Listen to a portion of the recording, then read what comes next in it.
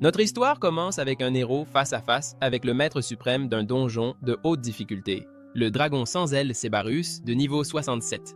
Tout le monde est épuisé et le dragon continue d'accumuler de la puissance dans sa gueule. Le paladin nain ne sera pas capable de bloquer cette capacité cette fois-ci. Mais soudainement, il aperçoit un être vert et prend peur. Un être vert avec de longues jambes maigres et un gros ventre. Le chef du donjon a déjà fini de rassembler son pouvoir dans sa gueule et, face à lui, se tient un gobelin avec une massue à la main. Qu'est-ce qu'un gobelin fait ici? Alors le dragon lance son pouvoir en direction du gobelin, dévastant tout sur son passage. Mais ce gobelin reste tout sourire et parvient encore à esquiver avec une grande facilité. Personne ne croit qu'un gobelin puisse être aussi agile. Est-ce qu'il a vraiment réussi à détruire ce dragon? Mais tout ce qu'on voit maintenant, c'est seulement la moitié du corps de ce chef de donjon. Un gobelin a tué le Cerberus d'un seul coup. Personne n'y comprend rien. Un monstre attaquant un autre monstre. Ça doit être un monstre invoqué. L'un d'eux leur dit de regarder là-haut, sur la colline. On voit maintenant un gars avec un sourire particulier. Ils sont certains que ce type a invoqué ce gobelin. Pour qu'on comprenne l'histoire, il faut qu'on revienne un peu en arrière. Le voilà, un ouvrier de chantier transportant du ciment. Ce gars travaille en souriant toute la journée pendant qu'il s'imagine être un gobelin. Il est évidemment faible et le meilleur endroit pour lui, c'est d'aller dans un donjon de bas niveau. Un être qui ne pourra jamais sortir des niveaux les plus bas des donjons. Aïe, aïe. Il s'assoit et se repose en pensant qu'il y a plein de gens qui gagnent à la loterie en ce moment même, du jour au lendemain. Il lève les yeux et se dit qu'un gobelin restera toujours un gobelin, peu importe combien d'expérience il gagne. Puis il remarque que certaines personnes parlent de son thé. On dirait que les gars jouent à un jeu tellement bien qu'ils ne viennent même plus travailler. Et ils ont entendu dire qu'il avait reçu un genre de classe cachée et il paraît qu'ils peuvent gagner de l'argent avec ce jeu. Ce jeu, Portail du Paradis, est un jeu de réalité virtuelle immersive qui est extrêmement populaire en ce moment. Il est tellement réaliste que les gens en oublient leur propre réalité, mais il n'est pas accessible à tout le monde. La technologie coûte cher et les personnes de classe sociale modeste peuvent en profiter dans des salles de jeu avec Internet à travers le pays. Mais tout a un prix. L'argent du monde réel a commencé à faire partie de l'économie du jeu et les objets du jeu sont devenus une monnaie dans la vie réelle. Dans ce jeu, cela a marqué un tournant historique dans le développement des jeux vidéo. Ah, il jouait beaucoup à ce jeu. Il jouait. Un certain temps après, il est retourné à son propre jeu de la vie réelle et maintenant il est temps d'utiliser sa compétence spéciale ultime. Coup de pioche sur la pierre minière. Ah, il a obtenu 3 minerais. Soudain, ce type lâche sa pioche et commence à crier. Tout cela est vraiment agaçant.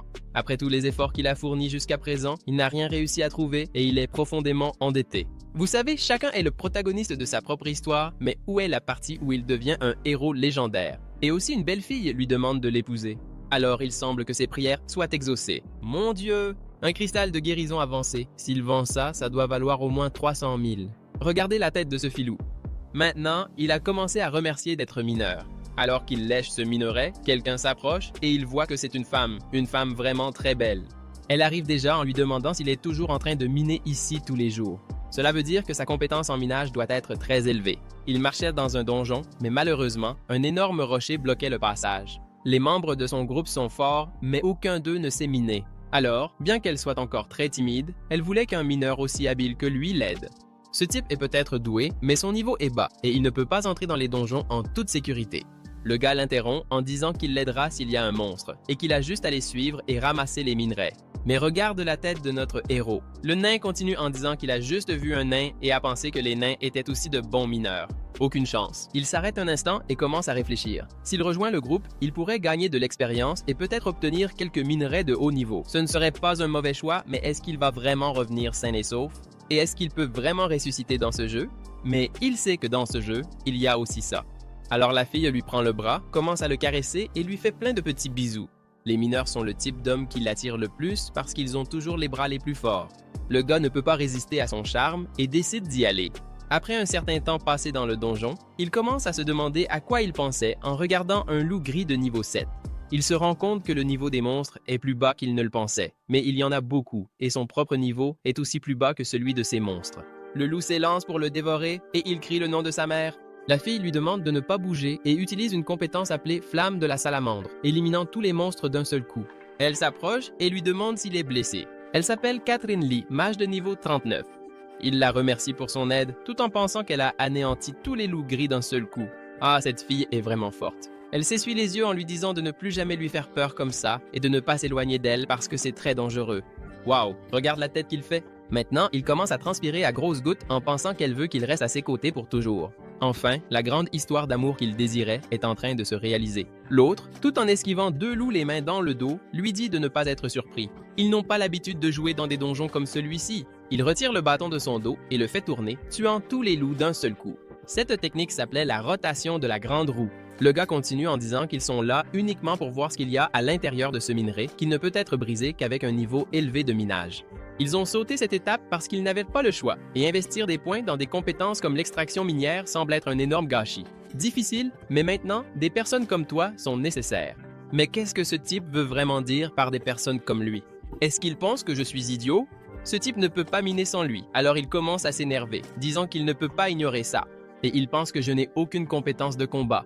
Alors, il commence à miner, utilisant à nouveau son ultime de minage et commence à briser les roches comme si ce n'était rien. Ce type a beaucoup d'énergie pour miner, mais malheureusement, il n'a encore rien trouvé. Le nain pense que s'il n'y a rien à l'intérieur de ce minerai, les pertes seront énormes. Mais le gars dit qu'il le fait et si c'est le cas, il paiera pour avoir perdu son temps dans ce stupide donjon. Pendant ce temps, notre héros est là en train de miner. Être sous-estimé et risquer sa vie pour une bouchée de pain?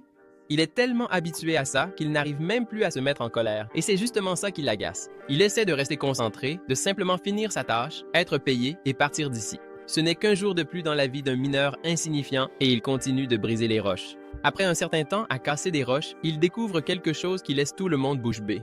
Un portail gigantesque. Il semble que ce soit un donjon caché. Un autre n'arrive pas à croire qu'ils aient vraiment trouvé un donjon caché. Oui, il paraît qu'on peut obtenir des récompenses spéciales et même changer de classe dans un donjon caché. Un gars dit qu'on a décroché le gros lot, la fille répond « Nous ?» Pendant que le mineur sourit, pensant qu'il va changer de classe, le gars est juste derrière lui, dégainant son épée et activant aussitôt le mode PK. Le mineur est frappé lâchement dans le dos. L'attaque a été si puissante qu'elle a infligé 480 points de dégâts et il a du mal à respirer correctement. La fille sourit en le regardant et dit qu'il est très difficile de trouver un donjon caché, surtout dans une zone de bas niveau comme celle-ci. Et tout ce dont ils avaient besoin, c'était de quelqu'un avec une compétence de minage nulle pour y accéder. La fille demande à leur cher mineur de ne pas leur en vouloir. Ils ont mené tout le combat et lui n'a fait que les accompagner, tandis que le garçon se dit qu'il savait vraiment qu'il y avait un donjon caché ici depuis le début. Le gars attrape la tête du mineur pendant que celui-ci demande s'il savait. Ah, mais ce type dit qu'il savait depuis le début. Il pense vraiment qu'ils allaient perdre leur temps ici? Il a bien miné et pour cette raison, il va lui accorder une mort rapide. Et voilà la vie d'un pauvre mineur naïf et utile qui s'en va. Soudain, il se réveille et il semble qu'il soit encore à l'intérieur du donjon. Mais les gars ne l'avaient pas tué. C'est alors qu'il se rend compte que le cristal de soin avancé a été brisé. Donc, cela signifie qu'il est mort et qu'il est revenu à la vie. Ah, adieu les 300 000 qu'il allait obtenir en vendant ce cristal. Il commence à pleurer et à frapper le sol. Le gars est mort, il a ressuscité et il est de nouveau fauché, sans un sou. C'est alors que cette énorme porte commence à s'ouvrir devant lui, ce qui signifie que ce donjon n'est pas encore terminé. Si ses joueurs pensent qu'il va partir après avoir perdu son cristal de soin, aucune chance. Il commence à ramper à l'intérieur du donjon et la seule pensée qu'il a en tête, c'est de changer de vie lui aussi. Après tout, son souhait maintenant, c'est de devenir le pire cauchemar de ces types. Et il y arrive. Donjon caché, nous voilà. Et il a sauté à l'intérieur. Mais regarde comme c'est incroyable! Il a sauté sans savoir ce qu'il y avait à l'intérieur et il semble qu'il y ait des escaliers. Bien, il est déjà arrivé déterminé. Perdant 80 points de vie, il ne lui reste plus que 20 points de HP, il est vraiment entré. À l'intérieur, il y a un énorme gobelin assis sur une chaise. Celui-là, c'est le donjon caché, sanctuaire du gobelin. Est-ce que tout ce qu'il y a là-bas, ce sont des gobelins? On sait que les gobelins, c'est un peu comme des débutants, non? Ça devrait être quelque chose de bien plus fort, n'est-ce pas? Il commence à tout observer et remarque que c'est très calme. Où sont passées les autres personnes? Alors qu'il avance, il tombe sur une main. Il regarde vers le bas et voit ce nain complètement brisé au sol. Que s'est-il donc passé ici? Mais sur le corps de ce nain, il y a un message. Nain suprême, peux-tu utiliser une compétence pour me ressusciter? Malheureusement, il ne possède pas ce genre de compétence. On dirait qu'il maintient le bouton de résurrection pour ne pas perdre ce donjon caché. Ah, ce type est vraiment trop avide. Puis, soudainement, le système commence à émettre un avertissement. Attention, ceci est un donjon de haute difficulté, bien au-delà de votre niveau. Veuillez sortir immédiatement. Soudain, il entend un cri, mais cette voix lui est très familière. Il se retourne et voit une main géante écraser ce type et d'énormes pieds piétiner la fille. Mais attends, ce n'était pas le sanctuaire du gobelin, ça? C'est alors qu'il aperçoit Ginger, niveau 80. Une créature étrange avec une tête de verre, quelque chose laide et grotesque. Et elle est de niveau 80. Si vous pensiez que c'était moche quand il ouvre la bouche, c'est encore pire. Elle a une bouche qui ressemble à celle d'une sangsue, pleine de dents, et ce type va devenir son goûter. Et si tu croyais qu'elle allait juste l'avaler, non, elle a fait bien pire. elle a mis le corps de ce type dans sa bouche et a commencé à le broyer, faisant tourner sa mâchoire à toute vitesse. Et notre jeune mineur, qui n'avait jamais vu personne mourir de sa vie, assiste maintenant à toute cette scène. Vous vous souvenez que ce jeu visait à atteindre le réalisme ultime? Et cela inclut la douleur, bien sûr. Il y a des systèmes de sécurité qui font en sorte que les monstres de niveau égal ou inférieur ne fassent pas trop de mal non plus. Mais il regarde aussi la fille entre les orteils de ce monstre pendant qu'elle crie à l'aide et il continue de penser que si tu te fais toucher par un monstre qui a beaucoup plus de niveau que toi, l'histoire change complètement. Tu ressens toute la douleur. Il commence à crier qu'il n'ira jamais sauver la vie de cette idiote de femme. Il ne peut rien faire contre ce foutu monstre. La douleur est un traumatisme qui ne disparaît pas simplement parce que ton personnage ressuscite. Elles affectent directement ton système nerveux et certains cas plus graves peuvent mener à la mort cérébrale. Pendant que le monstre fait son repas et garde le dessert, il marche sur la pointe des pieds car il ne peut pas laisser cette chose l'attraper et le tuer lentement. En marchant, il essaie de ne pas s'attacher au sentiment de culpabilité parce que ce sont eux qui l'ont abandonné en premier. Maintenant, il commence à courir pensant qu'il est trop faible et qu'il n'aidera personne. Il doit survivre même si c'est tout seul. Maintenant, je ne sais pas s'il rit ou s'il pleure. Ce type a aussi une tête de gobelin. Et regarde qu'il a apprécié. Le seigneur gobelin ressent une certaine affinité avec sa lâcheté et sa faiblesse. Pendant qu'il pleure en priant pour ne pas mourir, il observe la fenêtre du système. Seigneur gobelin? Mais quel genre de gobelin pourrait être un seigneur? Il observe ce gobelin géant, aux jambes fines et au gros ventre, tout en disant qu'il est faible et lâche. Malheureusement, il n'aurait pas voulu naître ainsi. Il ne voulait pas être lâche et faible. S'il était fort, il pourrait sauver tout le monde. Même s'il avait eu un peu de force, il ne se serait pas enfui. Et tout ce qu'il voit maintenant, ce sont des personnes qui avaient un peu de force se faire complètement écraser. Tout ce que ce gars voulait, c'était un travail où personne ne le mépriserait. Il voulait vaincre plusieurs monstres dans un donjon et ne pas être un mineur pathétique. Imagine s'il avait des compétences puissantes comme tout le monde. Tout ce que les parents qu'il n'a jamais connus lui ont laissé, ce sont des dettes. Il a grandi sans être capable de faire quoi que ce soit. Il frappe sa main contre sa poitrine et demande au gobelin si c'est ça qu'il appelle être faible, à être insulté pour ça. Pourquoi devrait-il être insulté pour ça? Il crie contre cette statue de gobelin. S'il est faible, un gobelin aussi est faible. Qui es-tu pour dire que quelqu'un ici est faible? Dans le monde réel, tout le monde le méprise. Maintenant, dans le jeu, même un gobelin a pitié de lui.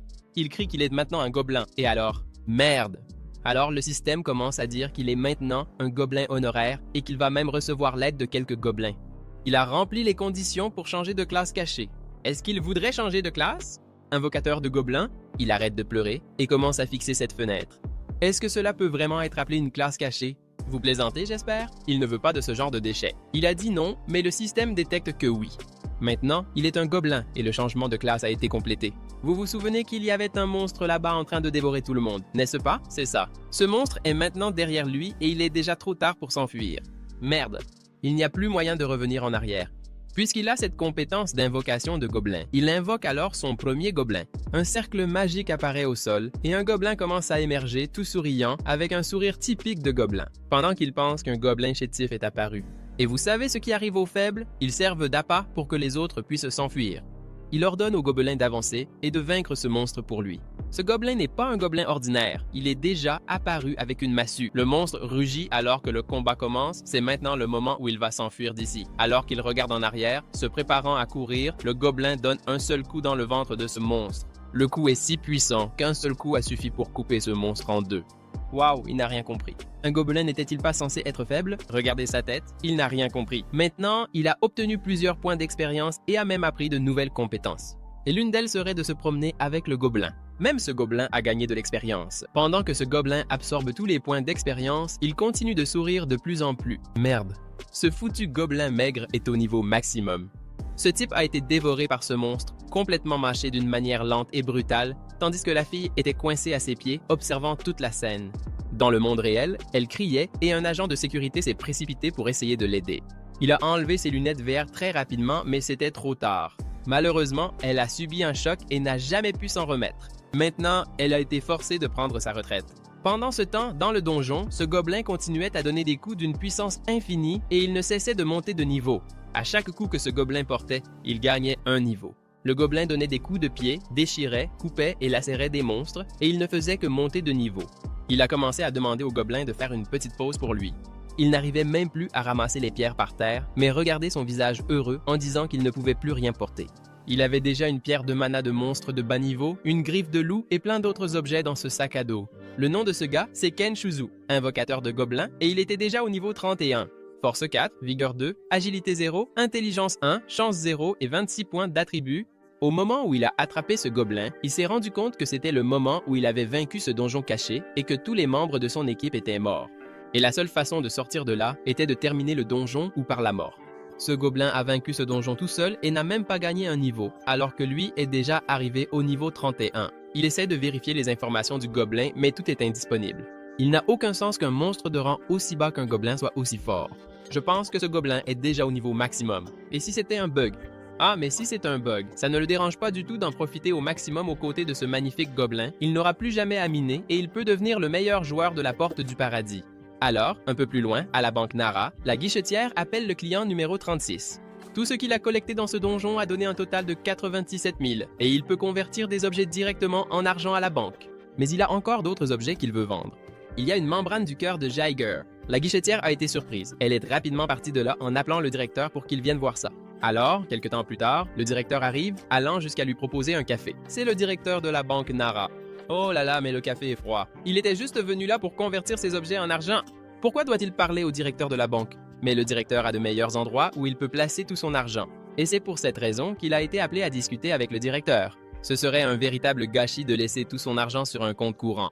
Ce type veut lui vendre d'excellentes options d'investissement. Ah, il sait que l'investissement est une affaire importante, mais est-ce vraiment quelque chose qu'un directeur peut faire? Après tout, au maximum, il a 1 million de wons, non? Mais il doit se tromper. 1 million? Ah! La valeur du cœur de membrane de Jaeger, au taux d'échange d'aujourd'hui, est estimée à au moins 230 millions.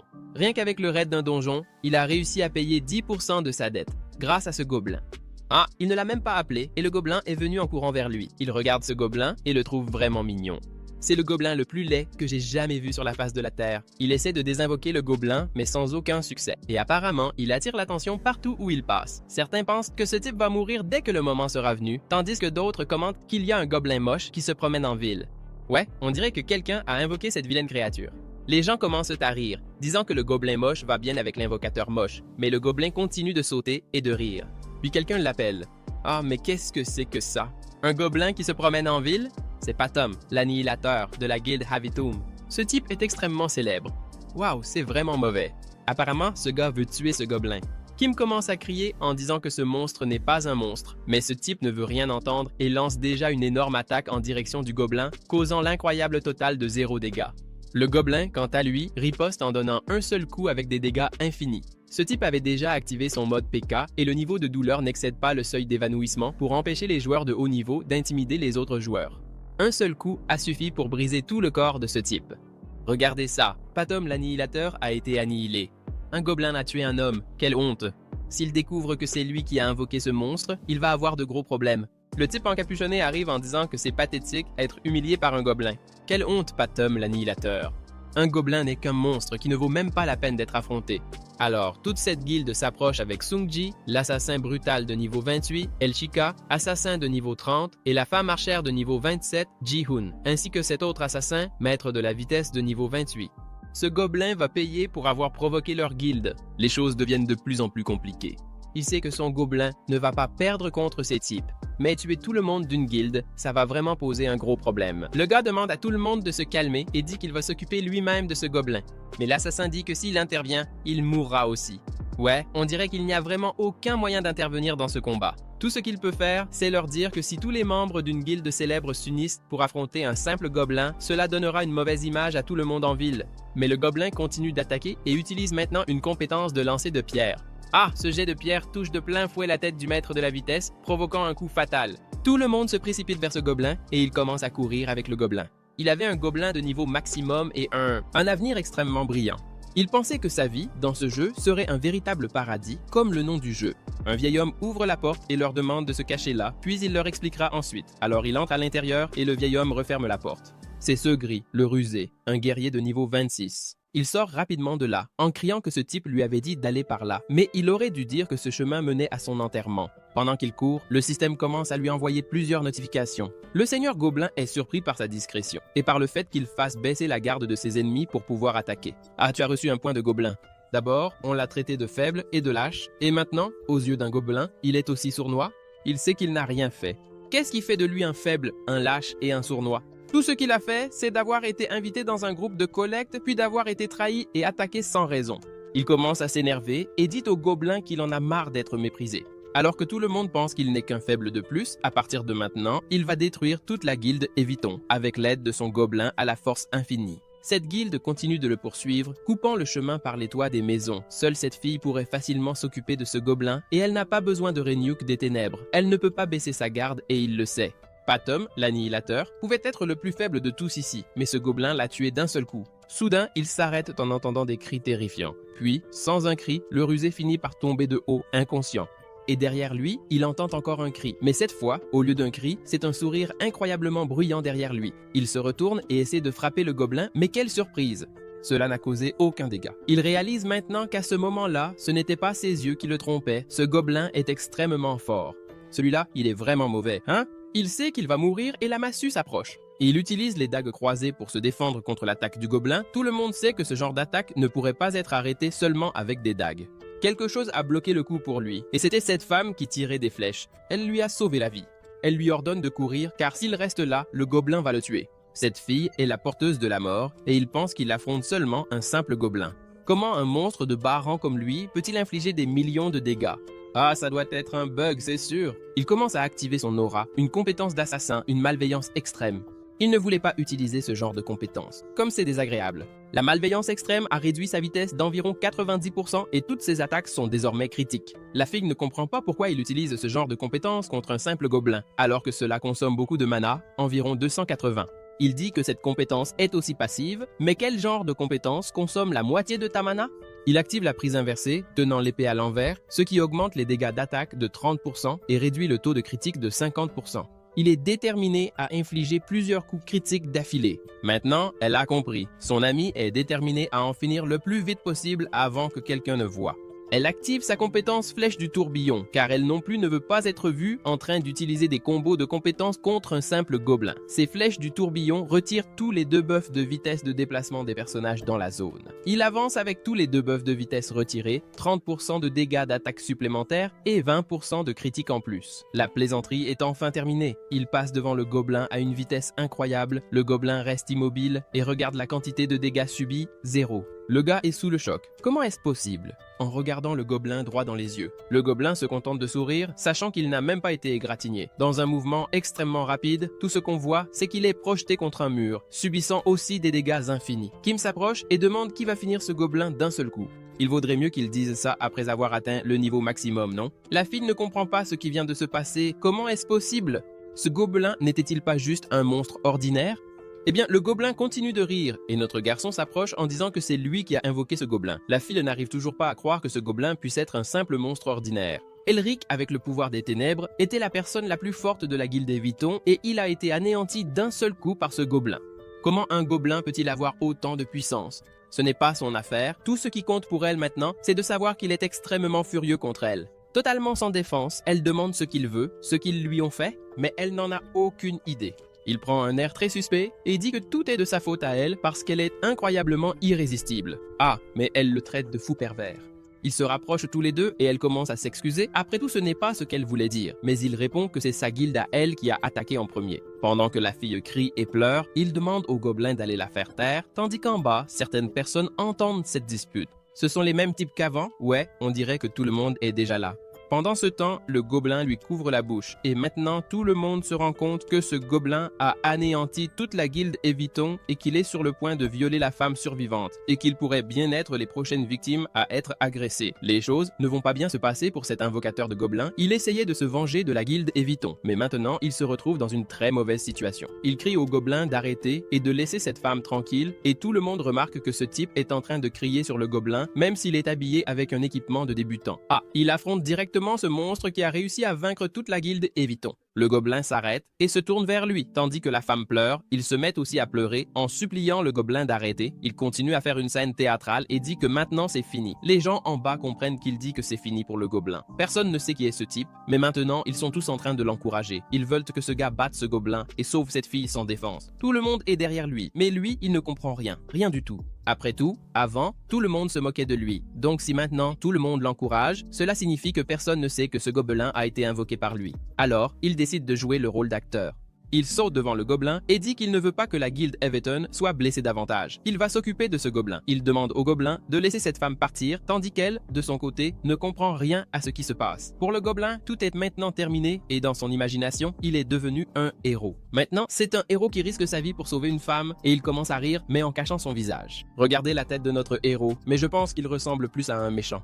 Il se tourne vers la femme et lui dit tout bas « Si tu ne veux pas mourir en agonisant comme tes amis, il vaut mieux coopérer. » Tout ce qu'elle peut faire, c'est acquiescer, alors c'est bon. Il commence à crier sur le gobelin, disant qu'il a osé envahir ce village, qu'il n'est qu'un simple monstre et qu'il a causé de la souffrance à tout le peuple et qu'il ne permettra plus d'atrocités de la part d'un gobelin. Maintenant, il active sa compétence, acquise au tout début, la compétence, promener le gobelin et une chaîne dorée apparaît, attachant ce gobelin comme s'il était un esclave. Il commence à traîner le gobelin en criant qu'il ne pardonnera pas les atrocités commises par ce gobelin. Il saute de là en traînant le gobelin et lorsqu'il atterrit, il enfonce la tête du gobelin dans le sol pendant que tout le monde regarde. Il continue de traîner ce gobelin et les gens se rendent compte que cette compétence d'enchaîner les monstres est extrêmement avancée. Comment une personne dans une ville débutante peut-elle utiliser une telle compétence?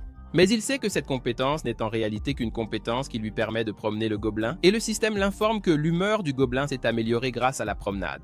Il commence à crier pour que tout le monde s'éloigne car ce monstre est vraiment dangereux. La jeune fille, en observant la scène, comprend maintenant pourquoi cette guilde Everton a été entièrement exterminée. Son niveau est probablement supérieur à 50. Cela signifie que ce n'est pas la guilde Everton qui était faible, mais que personne n'aurait eu la moindre chance. Il sait qu'il ne serait jamais capable de vaincre ce gobelin, mais grâce à sa compétence, il peut emmener ce gobelin très loin. Il active alors sa deuxième compétence, nourrir le gobelin. Il prend donc ce morceau de saucisse grillé et le lance au loin en disant que ce sera sa fin. Naturellement, le gobelin se met à courir pour attraper sa nourriture. Pendant que le gobelin poursuit la nourriture, il ordonne de fermer immédiatement les portes de la ville et ainsi, les portes sont aussitôt complètement fermées, laissant le gobelin à l'extérieur.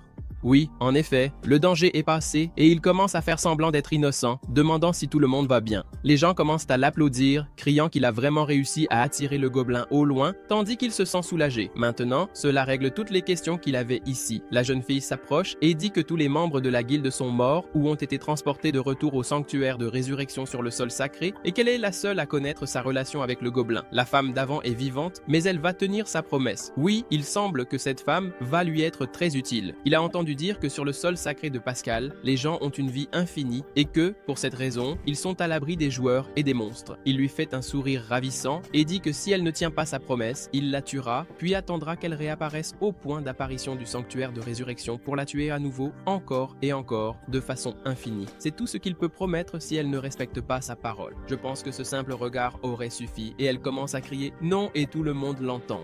Un peu plus tard, à l'intérieur de cette forteresse, il est allongé, tout à fait détendu, en disant que ce n'était pas son intention, mais qu'en récompense pour avoir fait une bonne action, il a obtenu une belle chambre. Oui, il est plutôt fier de lui-même, mais devrait-il vraiment l'être? Il se souvient qu'auparavant, il n'avait aucun pouvoir et il sait que, s'il avait pu, il aurait sauvé cette jolie fille. Mais la seule raison, c'était vraiment juste parce qu'elle était très sexy. Ah, il avait presque oublié le point que le gobelin avait obtenu de ce Lord Gobelin, Kinshun, invocateur de gobelins. Un point. Il avait choisi cette classe parce qu'il ressentait une certaine familiarité avec les gobelins et maintenant, il gagne des points pour avoir été qualifié de rusé. Il ouvre alors une sorte de boutique de compétences, mais toutes les compétences sont verrouillées. Il n'a donc qu'un seul choix. Il remarque alors une fonction de regroupement et en activant la compétence de regroupement du gobelin, soudainement le gobelin apparaît devant lui, nez contre nez. Ce n'est qu'à ce moment-là qu'il réalise que cette compétence était en fait une compétence d'invocation de l'invocation. Ah, si les gens découvrent qu'ils sont ensemble, les choses vont se compliquer pour ce héros. En entendant plusieurs cris à l'extérieur, les gens s'inquiètent pour lui et un gars s'approche, frappe à la porte et demande s'il va bien. Il supplie le gobelin de rester silencieux s'il ne veut pas mourir et s'excuse aussi pour plus tôt, même s'il n'a rien fait, les choses sont devenues assez compliquées. Il s'allonge à côté de son petit gobelin mignon et pense que cet être lui ressemble. Il s'approche du gobelin, le serre dans ses bras et dit que ce monde est rempli d'idiots. Ensuite, il va dans un bar où toute la guilde est présente. Certains le reconnaissent même comme le gars qui a sauvé un membre de la guilde Everton.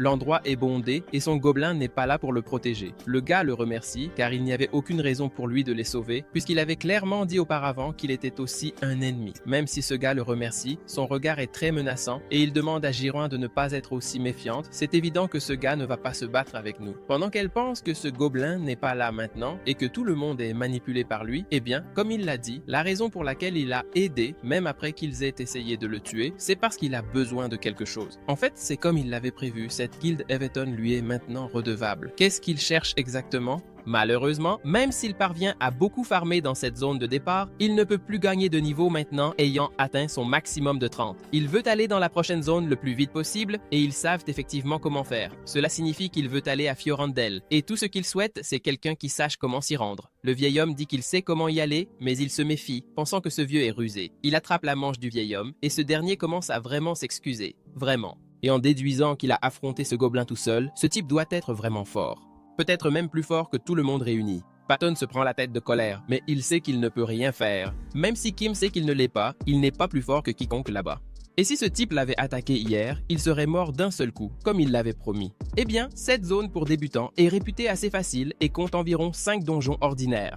Le premier est la prairie où apparaissent les slims, et le deuxième, qu'il connaît bien, est la zone minière. Quant au troisième, c'est la zone de la forêt noire. Ces donjons, il peut y entrer quand il veut et ils sont ouverts à tout le public. Mais en réalité, s'il veut quitter cette zone pour débutants, il doit réussir un donjon de raid. Contrairement aux donjons ouverts, les donjons de raid ont des portes qui s'ouvrent et se ferment à intervalles réguliers, mais ces intervalles ne sont pas aléatoires. Il y a une limite de temps et de tentatives. Comme il s'agit du dernier donjon final d'une zone, c'est quelque chose qu'il doit tenter après avoir monté plusieurs niveaux.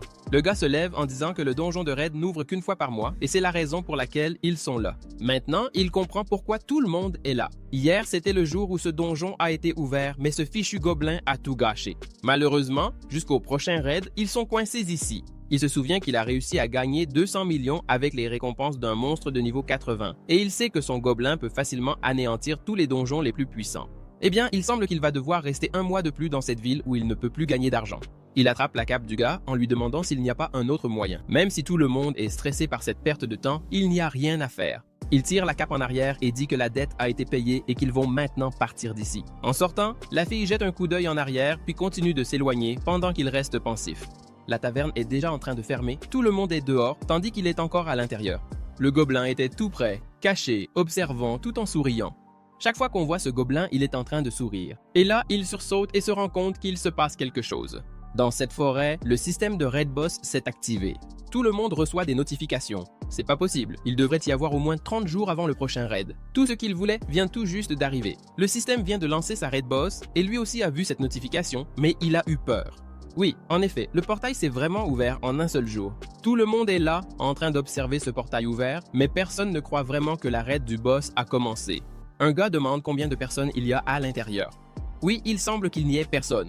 Ceux qui étaient prêts ont déjà terminé hier et sont partis vers la prochaine région. Donc, ça veut dire qu'il n'y a que. Kim arrive déjà en disant qu'il le savait. Il savait qu'ils allaient leur mentir. Il aurait dû s'en douter quand ils ont dit que le portail s'ouvrirait dans seulement un mois. Ce qui signifie que ces types l'ont trahi juste pour pouvoir entrer dans le portail. Ils pensent qu'il est complètement idiot. Ce n'est qu'un malentendu. Jamais il ne ferait ce genre de choses. Un autre s'approche et demande s'il vient ou pas. Mais bien sûr qu'il vient. Ou alors, il pense qu'il va juste rester à regarder pendant qu'eux deviennent riches à l'intérieur. Oh, oh, la beauté! Alors il va expliquer le plan avant qu'il n'entre. À l'intérieur, il n'y a qu'une seule pièce qui mène directement à la salle du chef de ce donjon. C'est-à-dire que vous allez tomber sur le boss dès que vous entrez, alors il faut que tout le monde soit prêt. Mais il ne pense pas que ce sera dangereux, puisque le boss a un niveau inférieur au leur. Bon, le vieux est au niveau 26, la fille est niveau 27, ça ne fait jamais de mal d'être prudent. Patton, l'annihilateur de niveau 28, dit que ce boss de donjon va être du gâteau, même sans le chef de la guilde présent. Tout cela va prendre moins de 10 minutes. Tout le monde avance vers le portail en poussant un cri de guerre, mais le dernier affiche un sourire très malicieux. Pendant qu'ils avancent vers le portail, Kim garde son gobelin caché. Il va être difficile de gérer ces types une fois qu'ils se rendront compte que ce gobelin est avec lui. Alors il décide de laisser le gobelin là jusqu'à ce qu'il l'appelle. Il sait que n'importe lequel de ces gars peut facilement le trahir, mais il a encore une pierre de soin avancée qui peut le ressusciter avec 100 points de vie quand il tombe à 0, mais je croyais qu'il l'avait déjà utilisé. Bon, d'accord. Hein? Peu importe. Il est le dernier à entrer dans le portail. Alors, déjà de l'autre côté, il se rend compte qu'il s'agit d'un boss de raid. Il voit un géant de fer de niveau 40 courir après cette équipe. Maintenant, il comprend que ce donjon est un donjon caché, la résidence du géant de fer. Le gars demande au vieux rusé ce qu'il est en train de manigancer cette fois. Et cette fois, il ne pense à rien. La fille lui demande de courir directement vers la porte, mais il commence à sourire, pensant qu'elle se moque de lui. Il prend un air de psychopathe et commence à crier qu'ils veulent fuir un donjon caché. Tout le monde sait que ces donjons donnent des récompenses extraordinaires, mais tout le monde sait aussi que ce type est de niveau 40. Eh bien, mourir ne sera pas la fin. S'ils sont touchés par ce monstre, il dit que la différence n'est que de 10 niveaux. Est-ce qu'ils vont vraiment mourir dans le monde réel? Peut-être qu'ils vont juste vomir un peu de sang et s'évanouir. Il reconnaît que recevoir de bonnes récompenses n'est pas facile. Pendant que tout le monde s'enfuit, il fait face au géant et ajoute qu'il va prendre toutes les récompenses pour lui tout seul. Il active sa compétence Sale Gueule et utilise l'invocation de Gobelin Rassemblement. Pendant ce temps, le gobelin de l'autre côté se contente d'admirer les étoiles. Il ne fait rien et ne ressent rien. En d'autres termes, il est planté devant un géant en train de crier. Alors qu'il crie, appelant le gobelin à venir vers lui, ce géant de fer lui assène un coup de poing en plein milieu de sa sale gueule. Ce coup de poing était plutôt léger, il n'a infligé que 4879 points de dégâts. Oui, malheureusement Kimchu est mort. Les autres pensent que ce type est un parfait idiot. Est-ce que c'est vraiment lui qui s'est battu contre ce gobelin hier? Personne ne se soucie de ce qui va arriver à ce type. Le plus important maintenant, c'est que seuls les donjons de raid se ferment rapidement et celle-ci est censée être un donjon caché. Et ils ont vraiment sous-estimé cet endroit. Un raid peut aussi apparaître dans des donjons cachés, tout comme les donjons normaux peuvent souvent se transformer. Maintenant, ils sont 4 contre 3 et le géant rugit, prêt à tous les écraser. Pendant ce temps, notre garçon dans le monde réel commence à pleurer. Il se met à crier, disant qu'il est mort en un seul coup, même en étant au-dessus du niveau 30. Il sait que ce monstre était de niveau 40, mais quand même, une seule attaque a suffi. Vous vous souvenez qu'il avait 26 points d'attribut et qu'il n'en avait utilisé aucun? Ah, on dirait qu'il a oublié cette partie. Bon, notre garçon est très intelligent, donc de toute façon je ne peux pas invoquer le gobelin parce que le portail s'est refermé et il était si près que le trésor était juste devant lui, ce fichu gobelin. On dirait qu'il va perdre toutes ses récompenses, le pauvre. Le gars commence à crier en appelant le nom de la guilde et dit que la chasse va maintenant commencer. Alors notre garçon se réveille de son sommeil éternel et la fille archère commence à utiliser sa compétence Flèche du vent. Maintenant, tous les membres de l'équipe ont leur vitesse de déplacement doublée. Le vieux rusé leur dit de d'abord trouver le point faible du monstre. Avec ce bonus de vitesse, l'ennemi, même puissant, ne pourra jamais réagir à temps à aucun mouvement de Ji-Hyun. Les deux sautent vers ce monstre et, du point de vue du monstre, il ressemble simplement à de petits moustiques. Le monstre commence à rugir et je ne sais pas pourquoi, mais ça m'a fait penser à Nasus à ce moment-là. Le porteur de la mort a activé sa compétence en utilisant les coups en série. Tous les monstres possèdent au moins une faiblesse. Cette compétence lui permet de donner 16 coups consécutifs, ce qui signifie qu'il y aura 32 entailles qui vont blesser tout le corps et grâce à cela, ils peuvent facilement découvrir le point faible de ce monstre. Après que l'attaque s'arrête, la poussière s'élève et le monstre rugit. Cette attaque a infligé 0 dégâts. Comment est-ce possible? Alors cela veut dire qu'il n'y a que 2 possibilités? Soit la défense de ce type est très élevée, soit les attaques faibles ne fonctionnent pas. Le monstre prépare un coup du droit, mais il parvient à l'esquiver facilement, remonte le bras du monstre jusqu'à sa tête et porte un coup critique en utilisant la compétence Épée Invincible. En effet, il avait raison. Les attaques faibles ne fonctionnent pas. À présent, le monstre géant de métal a 28 200 points de vie sur 30 000.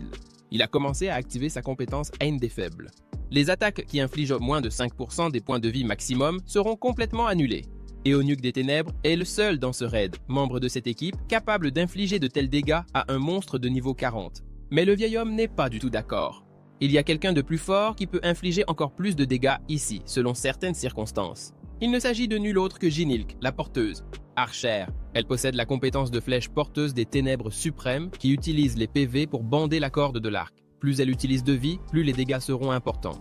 Eh bien, le déroulement, les dispositions de ce jeu sont assez particulières. Le gars commence à dire que si elle a besoin de temps pour rassembler de l'énergie, il va lui en acheter beaucoup. Il commence alors à utiliser sa compétence, le cri de guerre, qui attire l'attention du monstre. Le monstre a maintenant un autre objectif. Son objectif, c'est ce gars-là, et il a maintenant attiré son attention. Pendant ce temps, Kim remarque que ce gars attire le monstre uniquement vers lui. Il devrait être en train de courir, c'est ça qu'il devrait faire. Le monstre frappe le sol avec une force extrême, tout se brise, mais ce tank parvient à se défendre avec son épée et ne perd que 1038 points de vie. Il pensait que ce monstre serait plus fort. Pour que ce plan fonctionne, Patam ne peut pas baisser sa garde. Le vieil homme sort son marteau de son dos, disant qu'ils ne doivent commettre aucune erreur. Une partie des dégâts qu'il a subis a été transférée au vieil homme, car il avait activé la compétence de douleur partagée. Cette compétence divise les dégâts reçus avec une autre cible, et la personne ayant le plus de points de vie encaisse plus de dégâts, mais ils savent qu'ils n'ont pas un niveau suffisant, même pas dans une classe cachée. Pendant que les deux distraient le monstre, les guerriers de classe assassin vont complètement faire tomber la défense grâce à leur compétence passive, et la première compétence d'assassin activée est l'élimination des faiblesses. Elle réduit la défense de l'ennemi de 2% avec une chance de diminuer encore d'1% à chaque attaque et peut s'accumuler jusqu'à 5 fois. Cette équipe est très forte et bien organisée. J'en viens même à croire qu'ils vont gagner. En fait, c'est comme ça qu'une guilde fonctionne. S'ils ne se relèvent pas, ils vont finir par tuer le boss et il ne recevra aucune expérience ni récompense en étant mort. Le monstre s'apprête à donner un autre coup de gauche à Patum, mais il s'arrête alors. Notre cher guerrier Patum ne comprend pas pourquoi ce monstre a arrêté d'attaquer et il regarde ailleurs.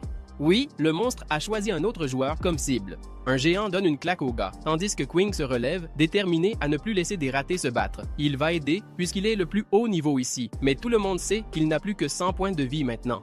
Il n'est jamais trop tard pour un protagoniste. Le géant de fer a choisi Kim Sun-woo comme sa toute nouvelle cible. Et maintenant, il s'est mis à rugir et à utiliser sa compétence de dégâts de zone, pulvérisant complètement cette surface et tous ces assassins qui le frappaient. Ils ont maintenant tous été tués. Son plan se déroulait bien, mais il n'avait pas prévu que ce salaud allait ressusciter juste maintenant. Pourquoi ce type n'est-il pas revenu à la vie plus tôt? L'attaque du monstre a complètement anéanti ses assassins et Patum a été terrifié en voyant ses alliés étendus au sol.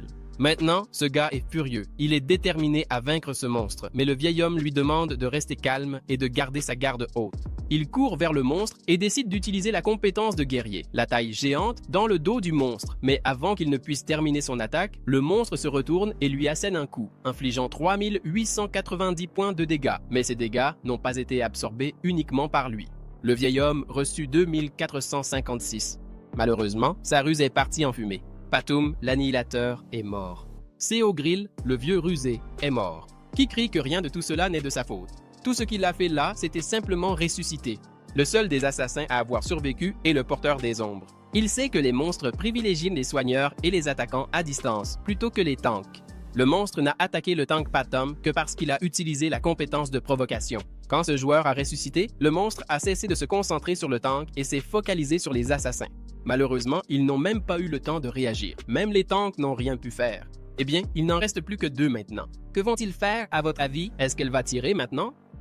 Jin-woo, la porteuse de la mort, n'a plus que 46 points de vie. Un assassin lui demande de se calmer.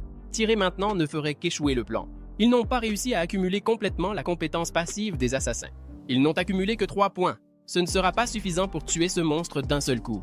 Tout ce qu'il va faire, c'est accumuler le reste. Il fonce vers elle en lui disant de ne surtout pas annuler sa compétence, quoi qu'il arrive. Si ce n'est pas une seule attaque portée par elle, ils n'auront aucune chance de gagner. Alors, c'est ce qu'elle fait. Elle continue d'accumuler plus de puissance, mais rester dans cette position lui demande beaucoup d'efforts. Pendant ce temps, il se demande s'il peut vraiment faire quelque chose pour aider. Elle le regarde et lui dit de se taire, qu'il ne peut rien faire sans son petit gobelin et ajoute qu'il n'est rien d'autre qu'un simple gêneur à présent. Ah, il est choqué par cette déclaration de sa part. Pourquoi est-ce qu'elle le regarde comme ça? Est-ce parce qu'il n'a plus son gobelin? Il a de nombreux traumatismes dans sa vie. Les gens disaient toujours que tout était de sa faute de toute façon, mais il sait que c'est à cause d'eux qu'il n'a pas pu emmener son gobelin. Maintenant, il commence à leur rejeter la faute et ce sont eux les vrais responsables. Mais même si ce type est très faible, elle le traite comme s'il n'y avait pas d'autre solution. En plus de faire appel à lui, c'est bien ça, alors il a un plan. Il va les laisser souffrir jusqu'à la mort de chacun. Pendant qu'il réfléchit à son magnifique plan, le géant de fer se concentre maintenant sur la porteuse de la mort comme nouvelle cible. Tout se passe exactement comme ce tueur l'avait prévu. Il va privilégier les attaques à distance, mais son adversaire ici, c'est lui-même et non cette fille, alors il fonce sur le géant. Dans un mouvement extrêmement risqué, il active la compétence Fureur des lames et assène un coup directement à la nuque du gobelin, infligeant 1920 points de dégâts, mais le géant continue de rugir. Ce coup n'a rien représenté pour lui, mais la série d'attaques n'est pas encore terminée. Il prend appui sur le mur et saute en pensant que c'est ainsi qu'on étrangle, puis utilise à nouveau la compétence Fureur des lames jumelles, infligeant 1908 points de dégâts.